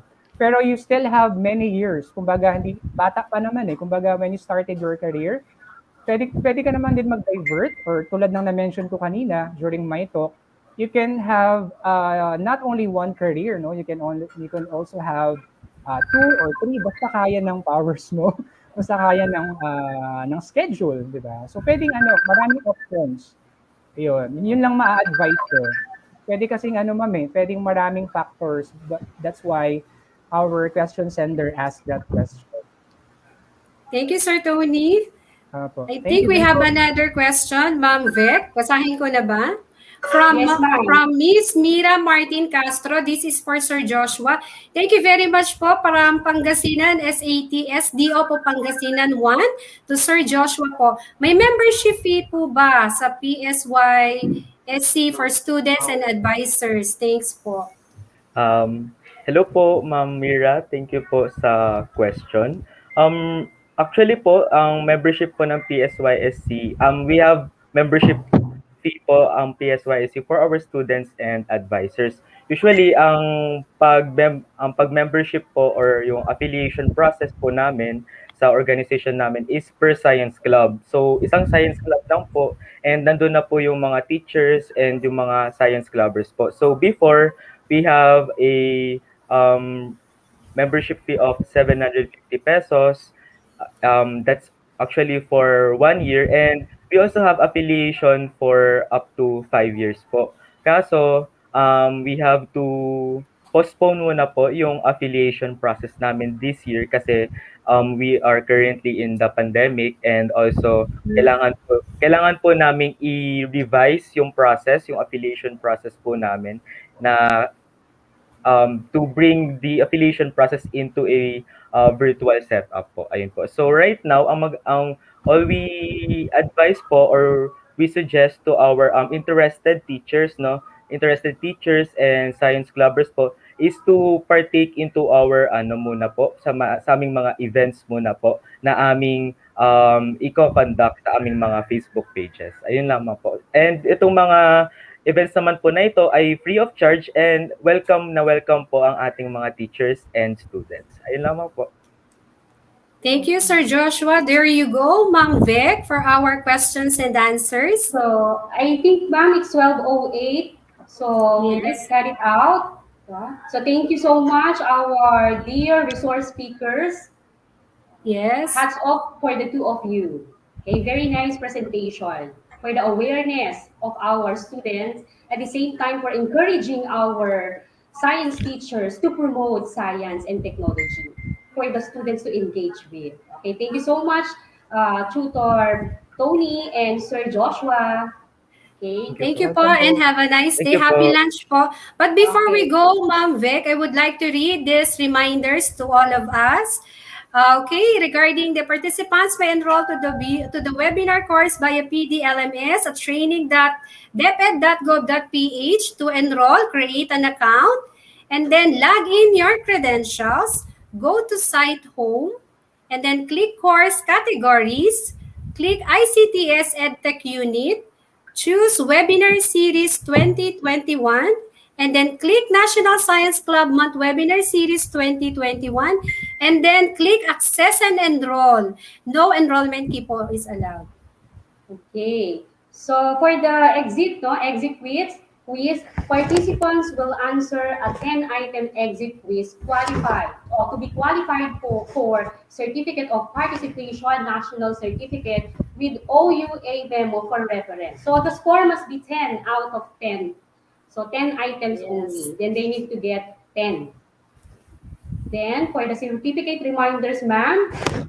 Yes, for certificates of participation, our dear webinar participants will be given to the participants through the DepEd PDLMS. Those who will have complete attendance and for all, of course, for our 4 Saturday shall receive a certificate of recognition.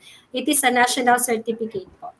Okay, so truly science and technology can offer different career opportunities. So with this, teachers play a significant role for encouraging them to be engaged in the different fields in science. So before we end up, Ma'am Miriam, let me shout out my dear family in Antonio Luna High School, headed by our school head, Dr. Wilhelmina D. Carnate.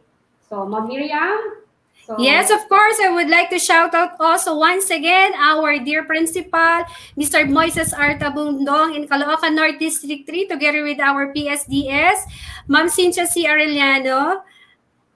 Magandang umaga po sa ating lahat. And Okay. it was such an amazing experience, Ma'am Beck, bringing people with this kind of objective. And I'm sure everyone will agree with me. Right, Ma'am Beck? yes, ma'am. So, this may not be the end because we are going to see each Yes. other for the next week. Okay, September 11. Okay. For another So, series of webinars we have prepared for them. okay, thank you so much, dear webinar participants. So, bye for now. Bye for now and happy lunch po. Happy eating sa Happy ating lunch. lahat. And thank you so much for